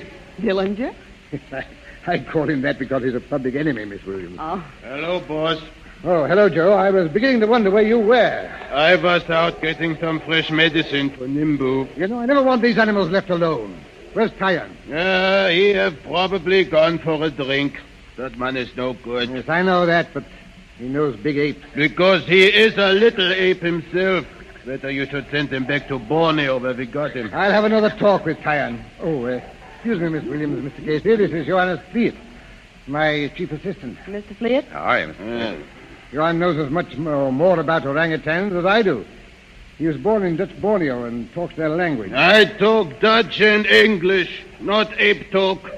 That is for men like that Tyan. Tyan, my second assistant. He's a Dayak, a Borneo tribesman. You can write a few colorful lines about him, Miss Williams. It's feeding time. I go get fruit for your ape. He's a pleasing character, Casey. Yeah. I heard what you said, Miss Williams. Johan Philip is, well, it isn't easy to find men who can properly care for orangutans, and he knows the beasts. The same applies to Tyan, who is, as you Americans might say, another stinker. Hey, Batman. Oh, there he is. Joe says you were left to watch those animals, Tyan. Orangutan not go away when locked in cage. Tyan, get thirsty, go for get drink. You're always getting a drink, and I'd like you to... And if Tyan don't be more good, you send him back chop quick to Borneo. You don't do that, boss man. You need Tyan. All right. Here's a fresh bottle of medicine. Give him some. Okay, boss man. First I tell him I gonna do him good. He's chattering to that big ape, Casey, and the ape answers back. Well, I'm going to get some pictures of this. This is terrific. Tyan seems to really talk ape language, Miss Williams. The Dayaks believe orangutans have a language, and that some men learn it. That ought to be a good shot. Here comes Fleet. I'll get one of him feeding it. Hey, boss man. Nimbu, he no look good in the eye, and his tongue very dry. He more sick than before. Better you should not have him work tonight. Jack's never so good without Nimbu, Joe. Never will it be so good if Nimbu die. Oh, well, the two of you are right, I suppose. I shan't work him tonight. Oh, then Casey and I won't see him in your act. And I'm sorry, Miss Williams. You won't see him tonight.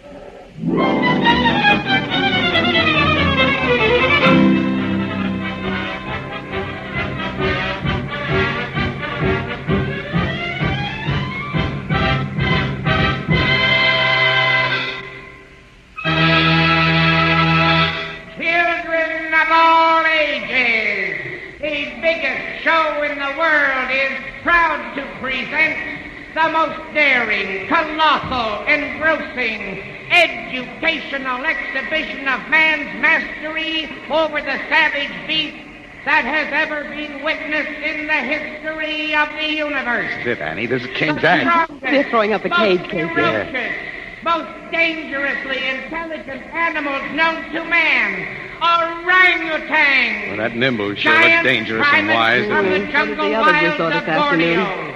One man dares to enter the cage, alone and unarmed, and to bend them to his superior will. Ladies and gentlemen, the outstanding, unexcelled star attraction of the circus world, King of the Apes!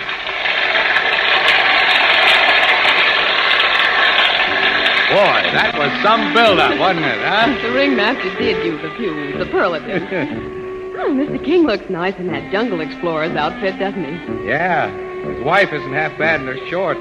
She is not in the cage. Oh, she's just outside over on the left there, Annie. Let's see. Look, Casey. They're letting the apes into the ring cage now from those wagons. Yeah, that Joe Flair is superintending the job. I don't see Tyan. Oh, he's around somewhere, I imagine. Dillinger's coming into the cage now. Ooh, he's a mean-looking animal. I'm sorry we're not going to see Nimbu do his stuff. He's the real star of this act, you know. Yeah, and King depends on him. He told me he doesn't have to carry that big whip in the ring with him when Nimbo's there. Yeah, He's the boss. Look, Annie, look, the big monks are going to ride those tricycles. Look at that, Annie. I thought you didn't care for circuses. Oh, well, it's part of my job to come here and take pictures, that's all. What was that? Funny cry, wasn't it? Animal or something, I guess. Casey, those big apes stopped riding in that car. King can't get them to start again. Seem to be listening. There it goes again. Hey, look at Dillinger. He's grabbed Mr. King. He's killing him. He's got him by the throat, Annie. Annie, I'm going to shoot some pictures of this. That cry we heard, Annie. I've got a hunch this wasn't any accident.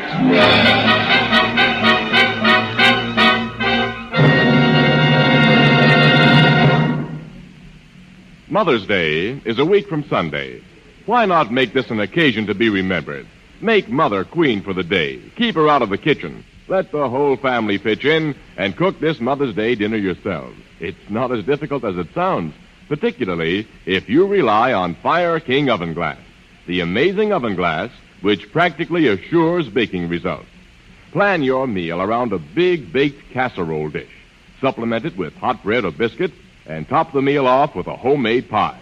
Why, it's easy if you follow the recipes and use Fire King Oven Glass casseroles, pie plates, and baking dishes.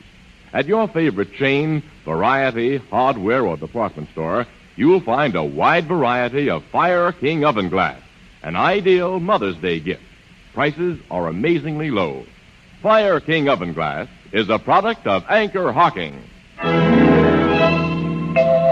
the most famous name in glass.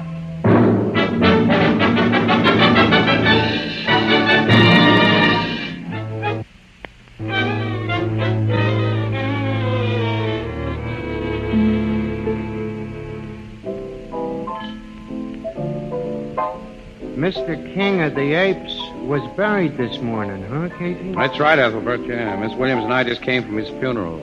I suppose the circus folks gave him a big send-off. They did. The funeral was a circus in itself, complete with brass bands. And Mrs. King gave a fine center ring performance. What do you mean? Well, she put on a big act, Ethelbert. She shed crocodile tears all over the place. And we think she cared about as much for her husband as I care for, well, a 1940 model spring hat. Was that Wire Walker Finelli there, who you think is her boyfriend? No, he didn't come to the funeral. Neither did Tyan. Tyan's the other fellow who was King's assistant, huh? Yeah, the Dayak from Borneo. Who's inherited King's place in the act. You think one of them people had something to do with King's death, don't you? Well, King was crushed to death by that big orangutan, Dillinger. After he and the other apes in the ring had shown a marked reaction to the peculiar animal cries that everybody heard. Miss Williams and I had seen and heard Tyan talking to Nimbu that afternoon, and a lot of the circus people really believe that he has a special way of communicating with apes. And fantastic as it may seem, Ethelbert, those cries made by Tyan could have instructed Dillinger to turn on his master. Well, it isn't fantastic at all, Annie. Not a bit. Dogs, horses, and lots of animals instinctively react to certain sounds, don't they? Oh, sure. It ain't hard to teach a pooch to sick 'em. Well, that's right. He wasn't seen by anybody when them cries were heard, was he? Tyan, I mean. According to his story, he'd had a few drinks too many and was sleeping them off in the animal's feed room. Another thing, Ethelbert, an expert from the zoo has examined Nimbu, and he says the big ape wasn't naturally sick. He'd been doped. Nimbu was the boss monk, and he liked King. He had to be taken out of the act before Tyan could do anything with Dillinger. What are the cops doing about all this? Nothing. Nothing they can do. There's no way of proving that those cries had anything to do with King's death. So it goes down in the books as, what do they call it, accident, incident to a hazardous profession, and that's that. And we can't even hint at our suspicions in the paper, Ethelbert, without letting the Express in for a libel suit. Yeah, but in my book, Tyan caused the death of Charles King, and I think Mrs. King put him up to it. She's now free to play around with Finelli. And Mrs. King owns the act since her husband's death. I'm sure that she, Finelli, and Tyan were together in this thing, and I... Excuse me, there's the bar. Go ahead, fella, go ahead. Hello, Blue Note Cafe, Ethelbert speaking. Yeah, just a minute. Your city editor, Casey. Oh, give me it. Here. Hello, Burke. Yes, I'm here again. What? What happened at the Hippodrome? Hippodrome? That's where the circus is. Tell me that again, Burke. We'll get over there right away. So long. What is it, Casey? Finelli has been murdered. Finelli? And Tyan has been arrested for the killing. Casey. Annie, this doesn't add up. It just doesn't add up at all.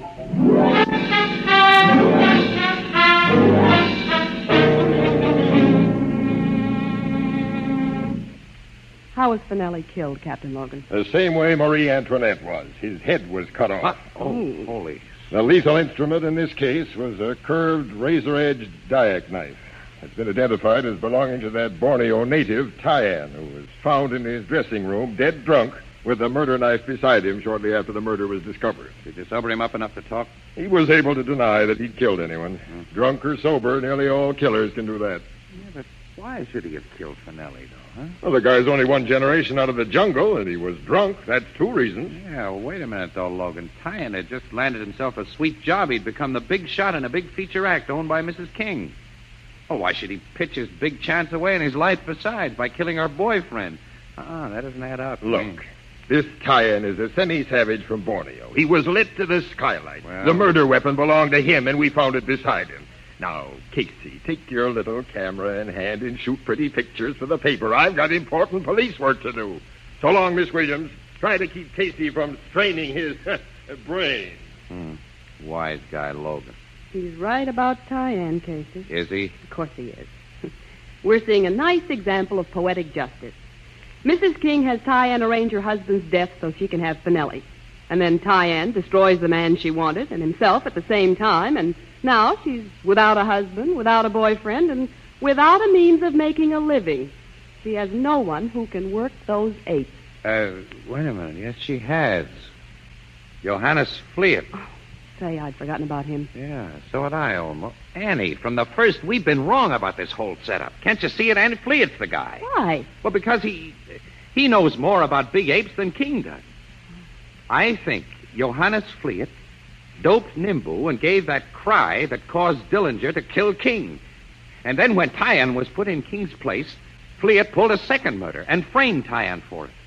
Well, where do we go from here? Well, I don't know. That's a help. Oh, wait a minute, Annie. Give me a chance to think here. All right. We'll go to Bernice King. Mrs. King? Yes. Finelli's death puts her in the clear. Fleet's been the whole works. and she can help us get the goods on him. How? Come on. We're going to pay her a call, Annie. And on the way, we'll pick up that wise guy, Logan.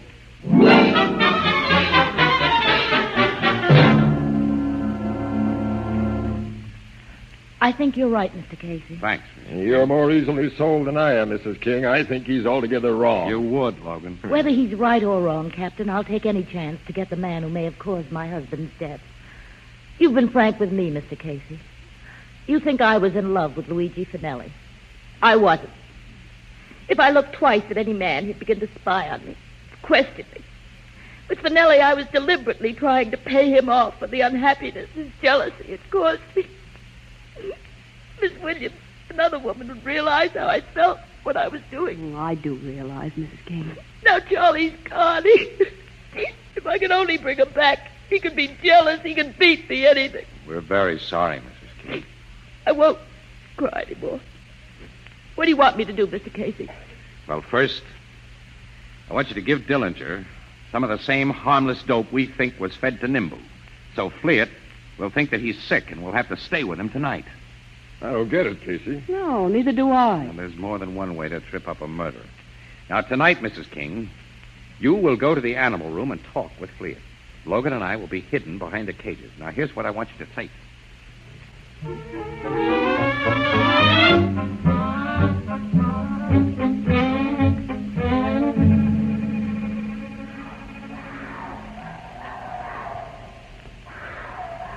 she comes, Logan. Yeah, I see her. So does Fleet. What are you doing here so late, Mrs. King? I've come to talk to you, Joe. About Dillinger? Well, if you're worried about that orangutan, I'm taking good care of him. I'm sure you are. You figure he and all my other orangs belong to you now, and you've become king of the apes. That's right. You can't work them in the ring. I imagine you expect an increase in pay. I wasn't going to rush you on this, Mrs. King, but since you bring the matter up, suppose we make it from now on. I take all the money from the act and pay you 10% of the net. You want 90%, huh? Well, is that not fair enough for an indispensable man? Joe, you're going to work for me in your new job for less money. Are you crazy? You see, if you don't accept my terms, I'm going to tell the police some things I know. What do you mean? I know who really killed Finelli and my husband. How you know that, Mrs. King? I was here last night when Finelli was killed. I saw something. If you was here last night and saw something, why didn't you tell the cops? I got a better idea. I'm a businesswoman, Joe. It occurred to me that you'd work very cheap in order to escape the electric chair. Mrs. King, you did a very foolish thing in coming here tonight. Why? The police will think you was worried about poor sick Dillinger. You was foolish enough to enter his cage while I was out of the room. What are you talking about? I'm putting you in his cage. Dillinger will do the rest, as he did to your husband. Let me go. Oh, no! As I killed your husband, as I killed Finelli, now I kill you. That does it, Logan. Pick him up, Fleet. Oh, cops! Pick him up and let go of that woman. Oh, so this was all a trick. Let go of Mrs. King, I say. I washed you up, Joe. No, no, cops. To get me, you got to shoot through this woman. And I got the gun, too. Captain Logan, he's holding me. You can't get out of here, Fleet. Look, I got my gun at this woman's back. If I do not go free, she dies. You'll kill me, Captain. Got us, Logan. All of you, stand over by the wall. All right. Now, Mrs. King, we go. You'll never get away with this. I take my chances on that. Now walk in front of me. Past these cages. And slow, Mrs. King. I will. That big H got him by the throat. Got too close to that cage. Come on, help me pull him away from that orang, Casey. All right. Wait, he's dropped him. Look, his neck is broken. He's dead. Nimble, you saved my life. Take it easy, Mrs. King. You're safe now. Huh. I guess Annie was right. I guess there is poetic justice.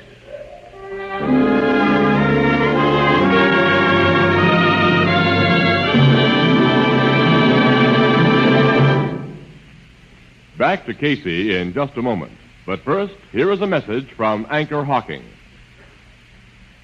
I hope that every one of our listeners will make a special point to tune in Crime Photographer next Thursday evening. We're going to have an unusually exciting show, and the Anchor Hocking Glass Corporation will have an announcement to make of the utmost importance. And now, tonight, we're celebrating National Baby Week. And in the interest of better health, retail stores and food packers throughout America are focusing attention on the scientifically prepared glass-packed baby foods which make it so easy to provide a properly balanced and healthful diet. Now, these glass-packed baby foods simplify the young mother's work enormously. You can heat and serve baby food in the same glass container in which you buy it and reseal it safely to store leftover portions. Glass containers are easy and safe to open, and they have no effect on taste, flavor, or purity. All better brands of prepared baby foods come to you packed in glass, in Anchor glass containers protected by Anchor vacuum caps. Both products of Anchor Hocking. The most famous name in glass.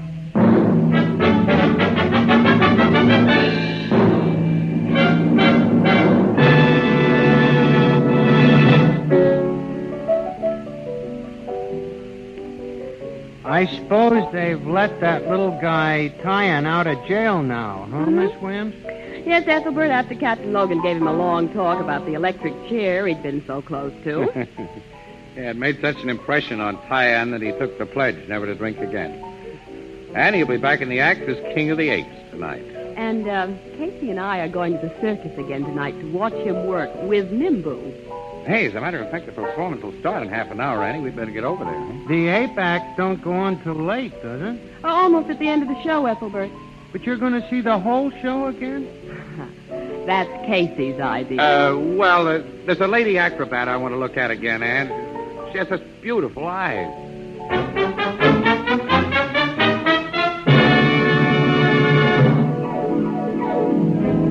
Crime Photographer, starring Stotts Cotsworth as Casey, is brought to you each Thursday by the Anchor Hocking Glass Corporation, makers of Fire King Oven Glass, Anchor glass containers, Anchor caps and closures. All products of Anchor Hocking, the most famous name in glass.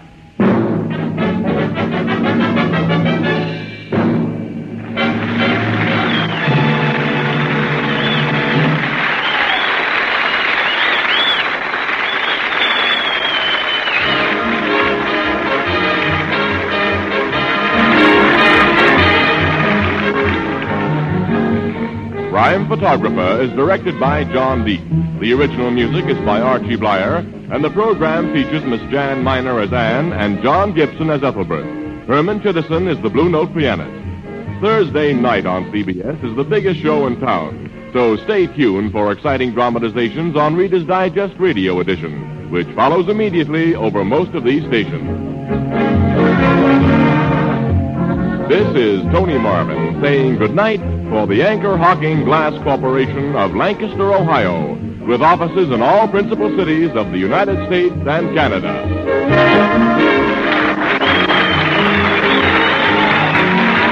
This is CBS, the Columbia Broadcasting System.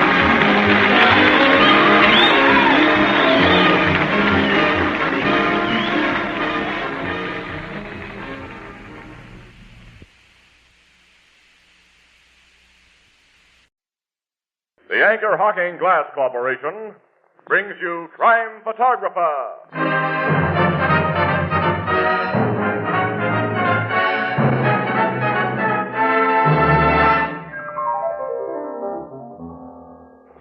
Happy New Year, Casey. Happy New Year, Ethelbert. Same to you, Marvin. Hey, you know this 1948 is going to be a great year. Why so? Why, don't you know? It's leap year. And just what can leap year mean to you? Why, I'm surprised at you, Ethelbert. Don't you know that means an extra Thursday? So what? So what? That extra Thursday gives me an extra chance to say that Anchor Hocking is the most famous name in glass.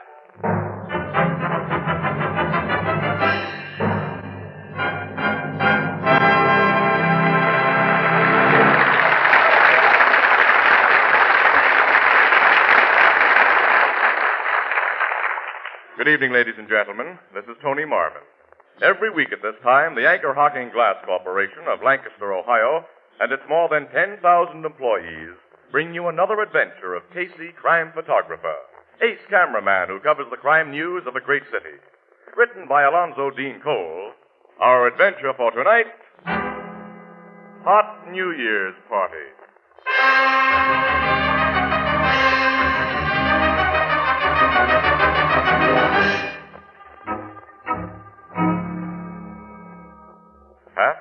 Nine on the morning of New Year's Day.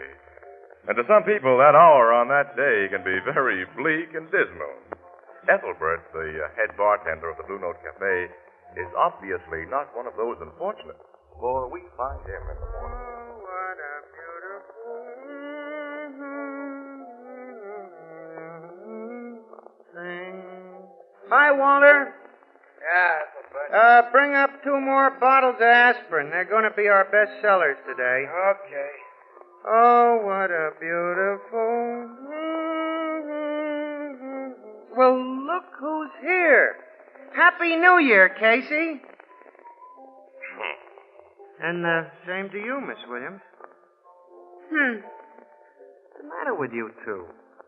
Ask Walter to bring us a couple of cups of coffee, pal. Strong and black. And slip me an aspirin tablet. Make that a double order. Oh. Hey, Walter, draw 2. Come on up. What's Herman Chittison doing here? Practicing at this hour in the morning? He couldn't get home on account of the snow. He slept here all night. Oh.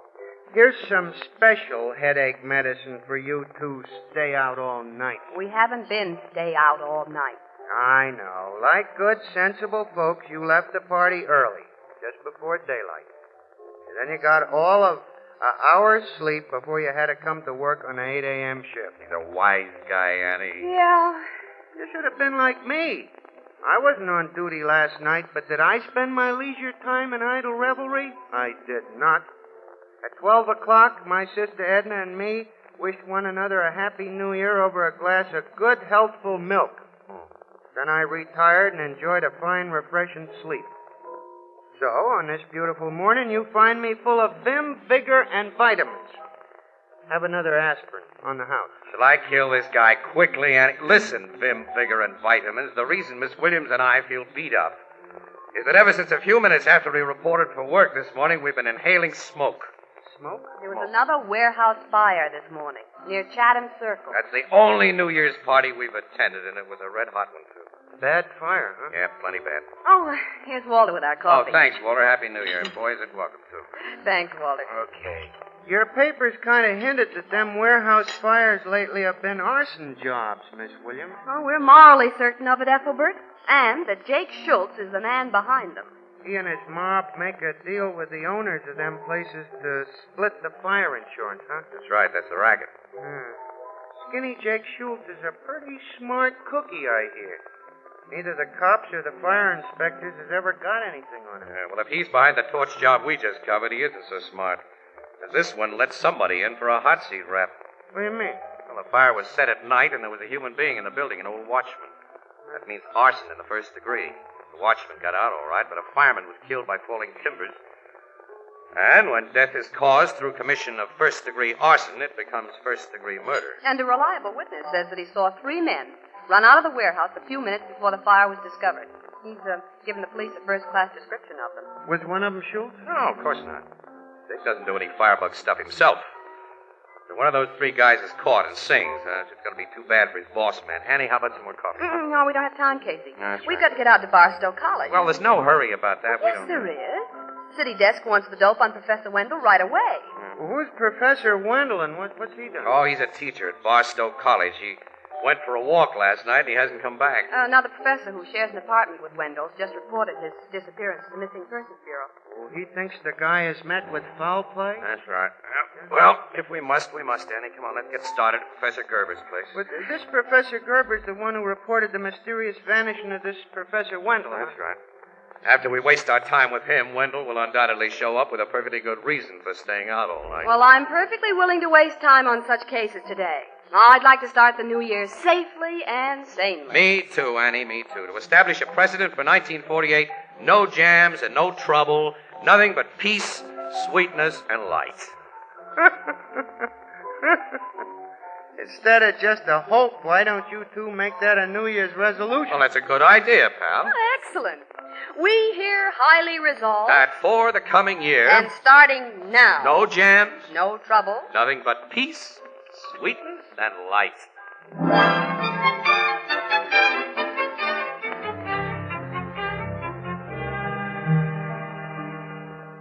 Professor Wendell and I have shared this apartment for over 5 years, Miss Williams, ever since he lost his wife.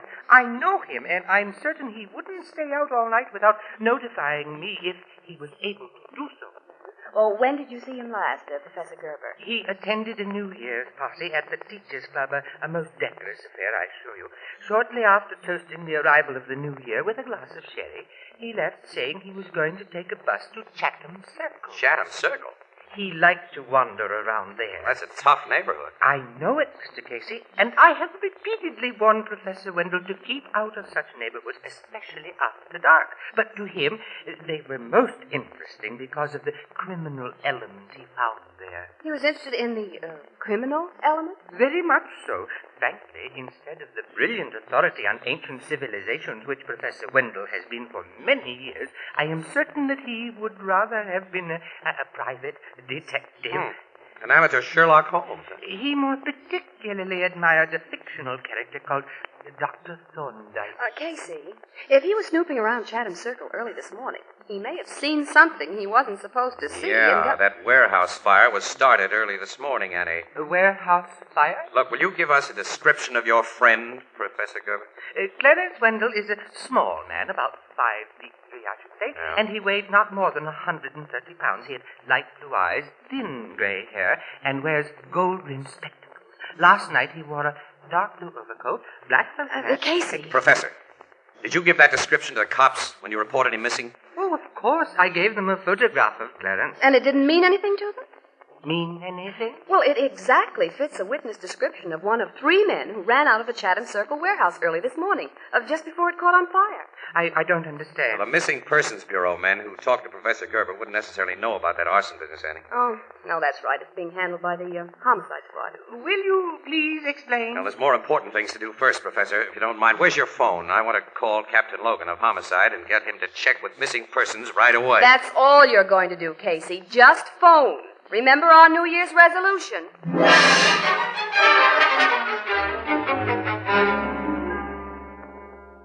Casey, I got hold of that warehouse witness right after you phoned me. When he looked at the photograph Missing Persons had of Professor Wendell, he identified it immediately. Wendell was the little guy you saw coming out of the warehouse, Logan, right? Yeah, between the 2 other men. He hasn't been able to identify the others from pictures in our criminal file. The witness saw Wendell between the other guys? Yeah. Now he recalls that both had a grip on the little man's arms. Well, when Professor Wendell was playing detective last night, he accidentally stumbled onto the arsonists while they were setting the fire. And they kidnapped him to keep him quiet. That's the way it looks, Miss Williams. Which doesn't help us find Wendell or the firebug. Well, like the fire inspectors, you think that Jake Schultz mob is behind it? Sure, but suspicion and proof are very different things. We haven't a single lead to work on. Professor Wendell's a definite lead. He's a definite complication. Huh? If 2 of Schultz's torches put the snatch on him this morning because he caught him setting a fire, they probably bumped him off by now. Oh. Logan, I don't think Professor Wendell has been bumped off. Why? Casey, the gang won't dare let him live if he saw what we think he did. Well, they'll give him the works eventually, Annie. But Jake Schultz is going to do a whole lot of thinking before he okays a murder that would hit the front pages and stay there. Logan, Jake's in the fire business, but he does his best to avoid strong heat. Yeah. I'll have Skinny Jake and his mob brought in. We'll force information on him. No, you won't force anything out of Jake or his mob. That's been tried before. Do you know of anything else we can try? I can try something. You? Yeah. What? Something I'll have to keep to myself. There can't be any cops in the picture, Logan. Meaning you know some crook who might be persuaded to spill? Meaning you ask no questions and I answer none, now or later. Okay. Help me find Professor Wendell alive and You can write your own ticket. Attaboy, Logan. Thank you. I'll get started right away. Now, stick around your office here, and I'll phone you after I make my contact. I'll be near the phone. So long. Oh, I'm going with you. See you later, Captain. Okay, Miss Williams. And carry your luckiest horseshoe, Casey. Yeah, I guess I'll need it, pal. Oh, what are you going to do, Casey? Annie, I'm going to leave you as soon as we reach the street door. Not unless you tell me what this is all about. Look, kid, I can't tell anybody. Well, then I'll trail you. Well, if you do, you may wreck the one chance of finding Professor Wendell alive. Okay. Well, just tell me one thing, off the record. Where are you going? Completely off the record, Annie. Nick Morrow's Tavern. Oh, the Schultz mob hangs out at Nick Morrow's. Jake Schultz owns the place. Yeah? Casey, you'll be sticking your neck out down there. Quite a few of the mob know you. Schultz knows you. I'll be okay, Annie. Well, maybe. Resolutions are so easily broken, Casey, we should only have hoped for a safe and sane 1948.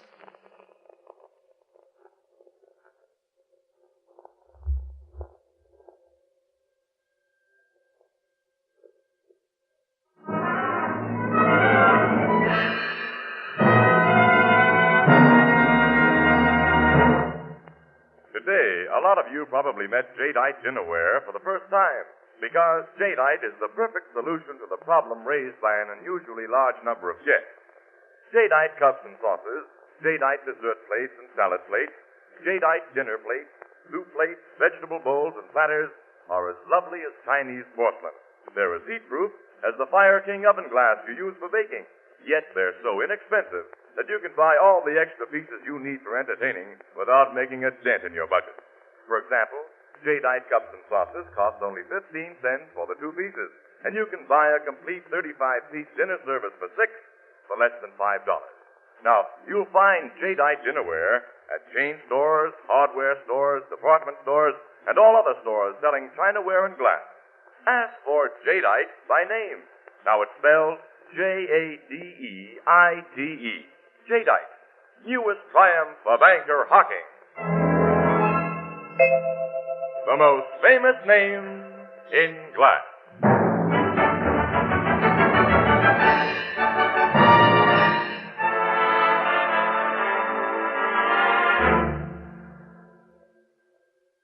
No, Red Monahan ain't in the back room, Casey. He ain't been in the joint at all today.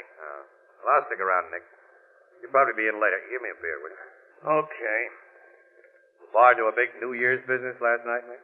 I can't complain. You still running with the cops, Casey? Why, Nick, I don't know what you mean. I'm a newspaper guy. Sure, I know. Here's your beer. Thanks, Nick. What do you want to see Red Monahan about? If it's any of your business, Nick, I want to thank him for the Christmas card he sent me.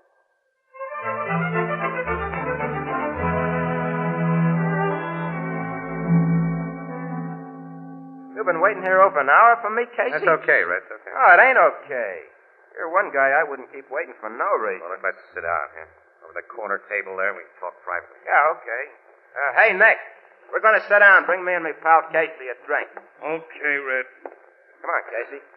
It's good to see you. Here, take a load off your face. Thanks. Now, what's on your mind? I'm going to ask a favor of you, Red. Favor? Yeah. I owe you a debt, fella. One I can't ever pay.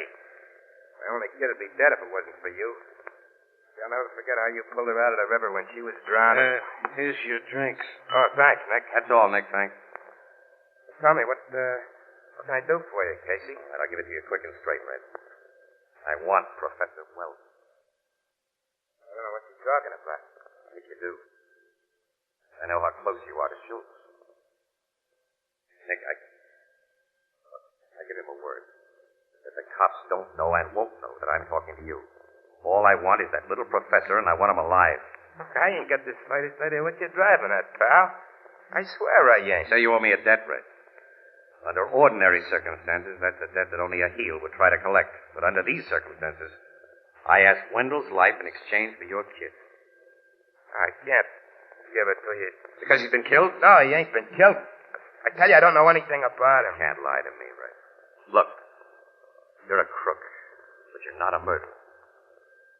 If you don't tell me where to find Professor Wendell, you'll be committing murder right now, just as surely as though you held a gun to the guy's I head. ain't even seen the guy, Casey. I won't see him. You know what I mean. Keep your nose clean, fella. I ain't no squeal. I don't rat. You're ratting on a debt. You owe me a life. Okay, Casey, I'm coming clean with you. But I had no part in anything that happened this morning. Where is the professor? Being kept in an old house out in Bristol Road. While Schultz makes up his mind when and how to bump him over. Where on Bristol Road? East of Old Turnpike. Third farmhouse on the right-hand side. Third farmhouse on the right, Yeah, now get out of here, Casey. It's curtain for me if the mob finds out that I told... Nobody will ever find it out from me, Red. Thanks a million and so on. So, What's the matter? So, just came out of the back room with two guys of the mob. Hello, Red. Hi, Jake. Hi, Maury. How's Vic, Sam? Yeah, hi. Casey. I haven't seen you for a long time. Well, I haven't been around your way, Schultz. Nick phoned me a while ago that you were waiting here for our pal Red. Knowing how he feels about you on account of his kid, I decided to come over. You, in the back way? Uh-huh. I've been sitting in the back room, listening through the wall. Listening? You heard? Yeah, plenty. Walk into that back room, both of you. Your hands in sight. Get going. Okay. Yeah.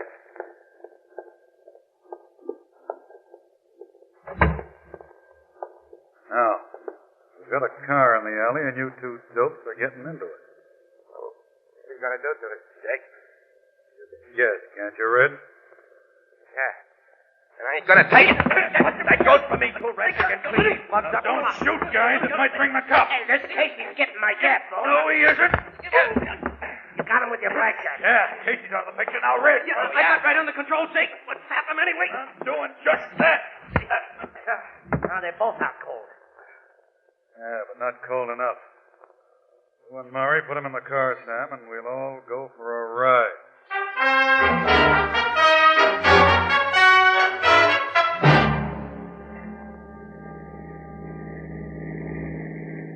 This is a good spot, Sam. Stop the car. Okay, boss. Well, Red, this is the end of the ride for you and Casey. Hey, they can't hear you, Jake. Huh? When you socked them back in Nick's joint, you done an A1 job. Still out, eh? And how? All right, pull him out of the car and roll him into the ditch here. Yeah, give me a hand, Sam. Hey, Maury. Come on. Got him? Yeah, got him in. Pull him back. Here. All right. All right, now get back in the driver's seat, Sam. You, Murray, give me a slug through the head. Me? Yes, you heard me. Hey, you're afraid of killing, ain't you, Jake? Oh, I'm not afraid of it. I've just been smart enough to keep myself and you guys clear of it. Now we've got no choice. But you want someone else to do it. Well, do it if you haven't got the guts. Get back in the car. Yeah, that suits me fine. Hey, where you getting in too? I'll shoot from here. Sam, be ready to step on the gas when I do. This is the private road. I'll be ready. I got the bus in gear and my foot on the clutch. Let them guys in the ditch have it, Jake. All right, I'm letting them have it. Hey, a car's coming, boss. From behind us. I see it. Get away, Sam. I'm getting... Hey, you only shot one guy, Jake. I can't do any more shooting now. Get away from that car behind us, Sam. Get away!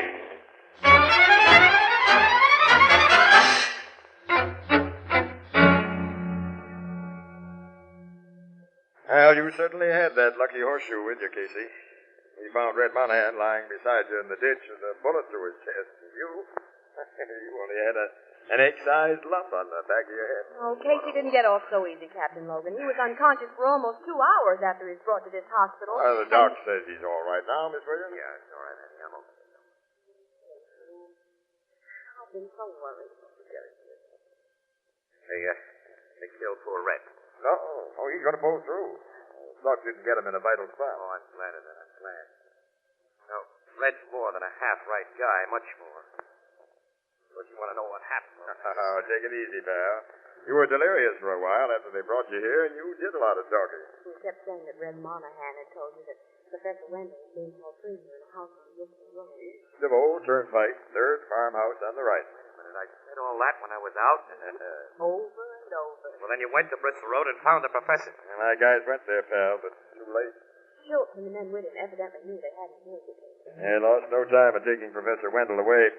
We found the house empty. Haven't any idea where they've taken him. Well, you found a possible lead in that Bristol Road farmhouse, Captain. Go ahead, showcase it. Lead? That thing's no lead, Miss Williams. It merely proves that Professor Wendell was in the house. What'd you find, Logan? He found a belt. A belt? With Professor Wendell's initials on the buckle. Now, take a look, pal. Miss Williams insists that these cuts in the edges of the belt mean something. Well, they're fresh cuts, Casey. See? Yeah, when we found the belt in a room where Wendell was probably held prisoner, we figured that those cuts might be some sort of a tip-off about where he'd been taken from there. And it hasn't worked out that way. Funny cuts, aren't they? Some straight, some slanting, and irregularly spaced. Wendell knew that an ordinary written message wouldn't help it. The men guarding him would have found it and destroyed it. I'm sure these cuts are a message in code. Our cipher expert at headquarters didn't recognize it as any code. Well, your chief cipher experts were taking New Year's Day off, Captain. The men on duty are apprentices. Yeah. Does that mean anything to you, Casey? No, not a thing. It makes it unanimous. They're Greek as far as all of us are concerned. Greek? Annie, wait a minute. Professor Goebel told us that Wendell was an authority on ancient civilizations. Have you shown this belt to Gerber, or whatever his name is, Logan? No, but I phoned him. All right, we're going to show it to him right now. Casey! Casey, you can't get out of bed. I'm out. Beat it, Annie. Come on, let me get dressed. I want to hear what Professor Gerber says when he sees this cut-up belt. All right, I'm going.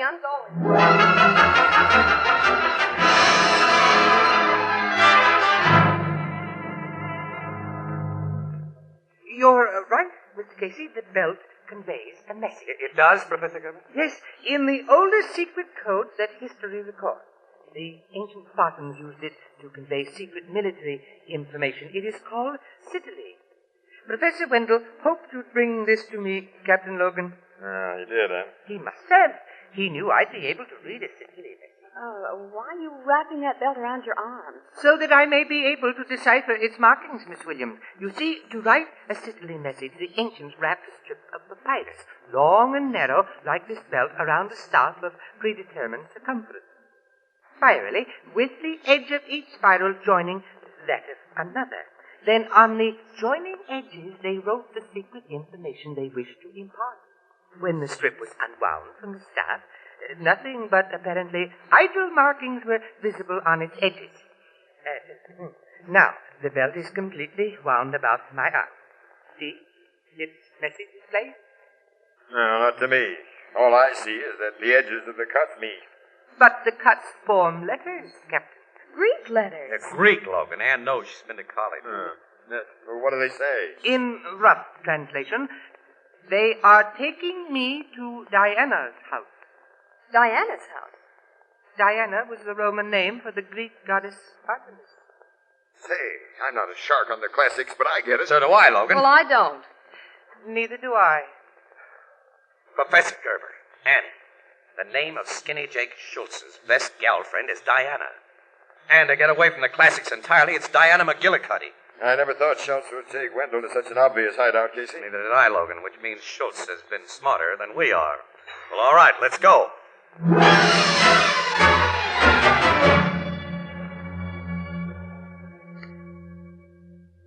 All set, Captain Logan. We have the joint surrounded. Men are ready to break in from all sides, Sergeant. As soon as they hear your whistle, sir. I'll hear that as soon as I get to the front door. Now, you stay there, Casey. Oh, no. I got a little personal matter to settle with Skinny Jake Schultz. I got a hunch he's in Diana's house. You should still be in the hospital, you say? All right, but I'm not. Okay, blow your whistle, pal. I haven't got time to argue with you. This is it, guys. Hey, the cops. They're coming in from all sides. Pick 'em up. That means you, Schultz. Oh, no, you're not going to take me. You're wrong, Jake. Oh, Casey. I owed him that KO, Logan. And I owe these other two mugs something, too. No, we've given up. Now, lay off, Casey. Let me go, Logan. Let me go. Cut it. This is a police job. You can take the pictures, but you can't make them. Well, all right, Logan. But I want good shots. With Professor Wendell in them. Where is Wendell, you mug? He ain't been hurt. He's down in the cellar. Yeah. Sergeant, bring him up. I'll get my camera set. You can't take pictures of the professor for the newspapers. Hey, not for decent newspapers. Why not, you mugs? Oh, on account of... Because, some way, the professor lost the belt that kept his pants up. Yeah, and then some way, he lost his pants.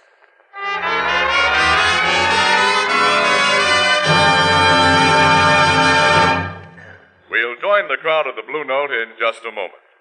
You know, tonight we're nearing the end of the holiday season, And to those of you who are exhausted, here's a suggestion. A good hot cup of coffee, which you can prepare in an instant, without fuss, without work, and without waiting even a minute. Now, I'm talking about soluble coffee, the amazing scientific discovery which makes really delicious coffee available at a moment's notice. Now, all you need is a cup, a spoon, and a glass jar.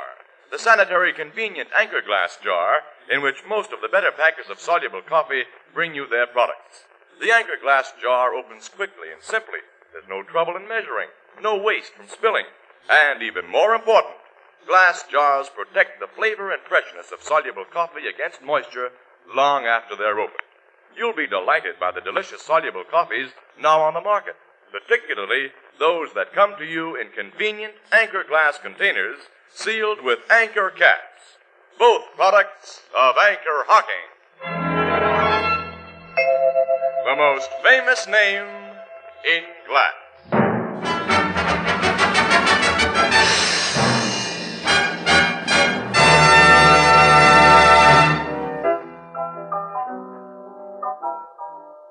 Them pictures you took of Professor Wendell after he was rescued was very different, Casey.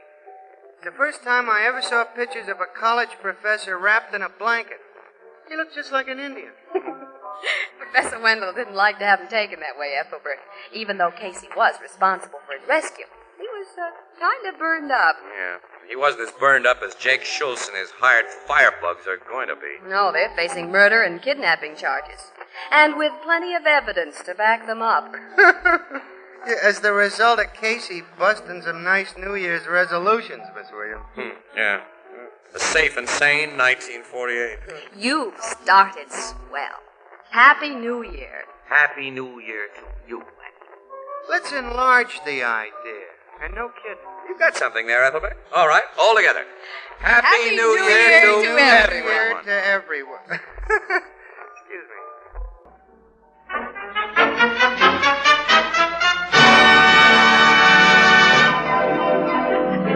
Crime Photographer, starring Stotts Cotsworth as Casey, is brought to you each Thursday by the Anchor Hocking Glass Corporation, makers of Fire King Oven Glass, Anchor glass containers, Anchor caps and closures, all products of Anchor Hocking, the most famous name in glass.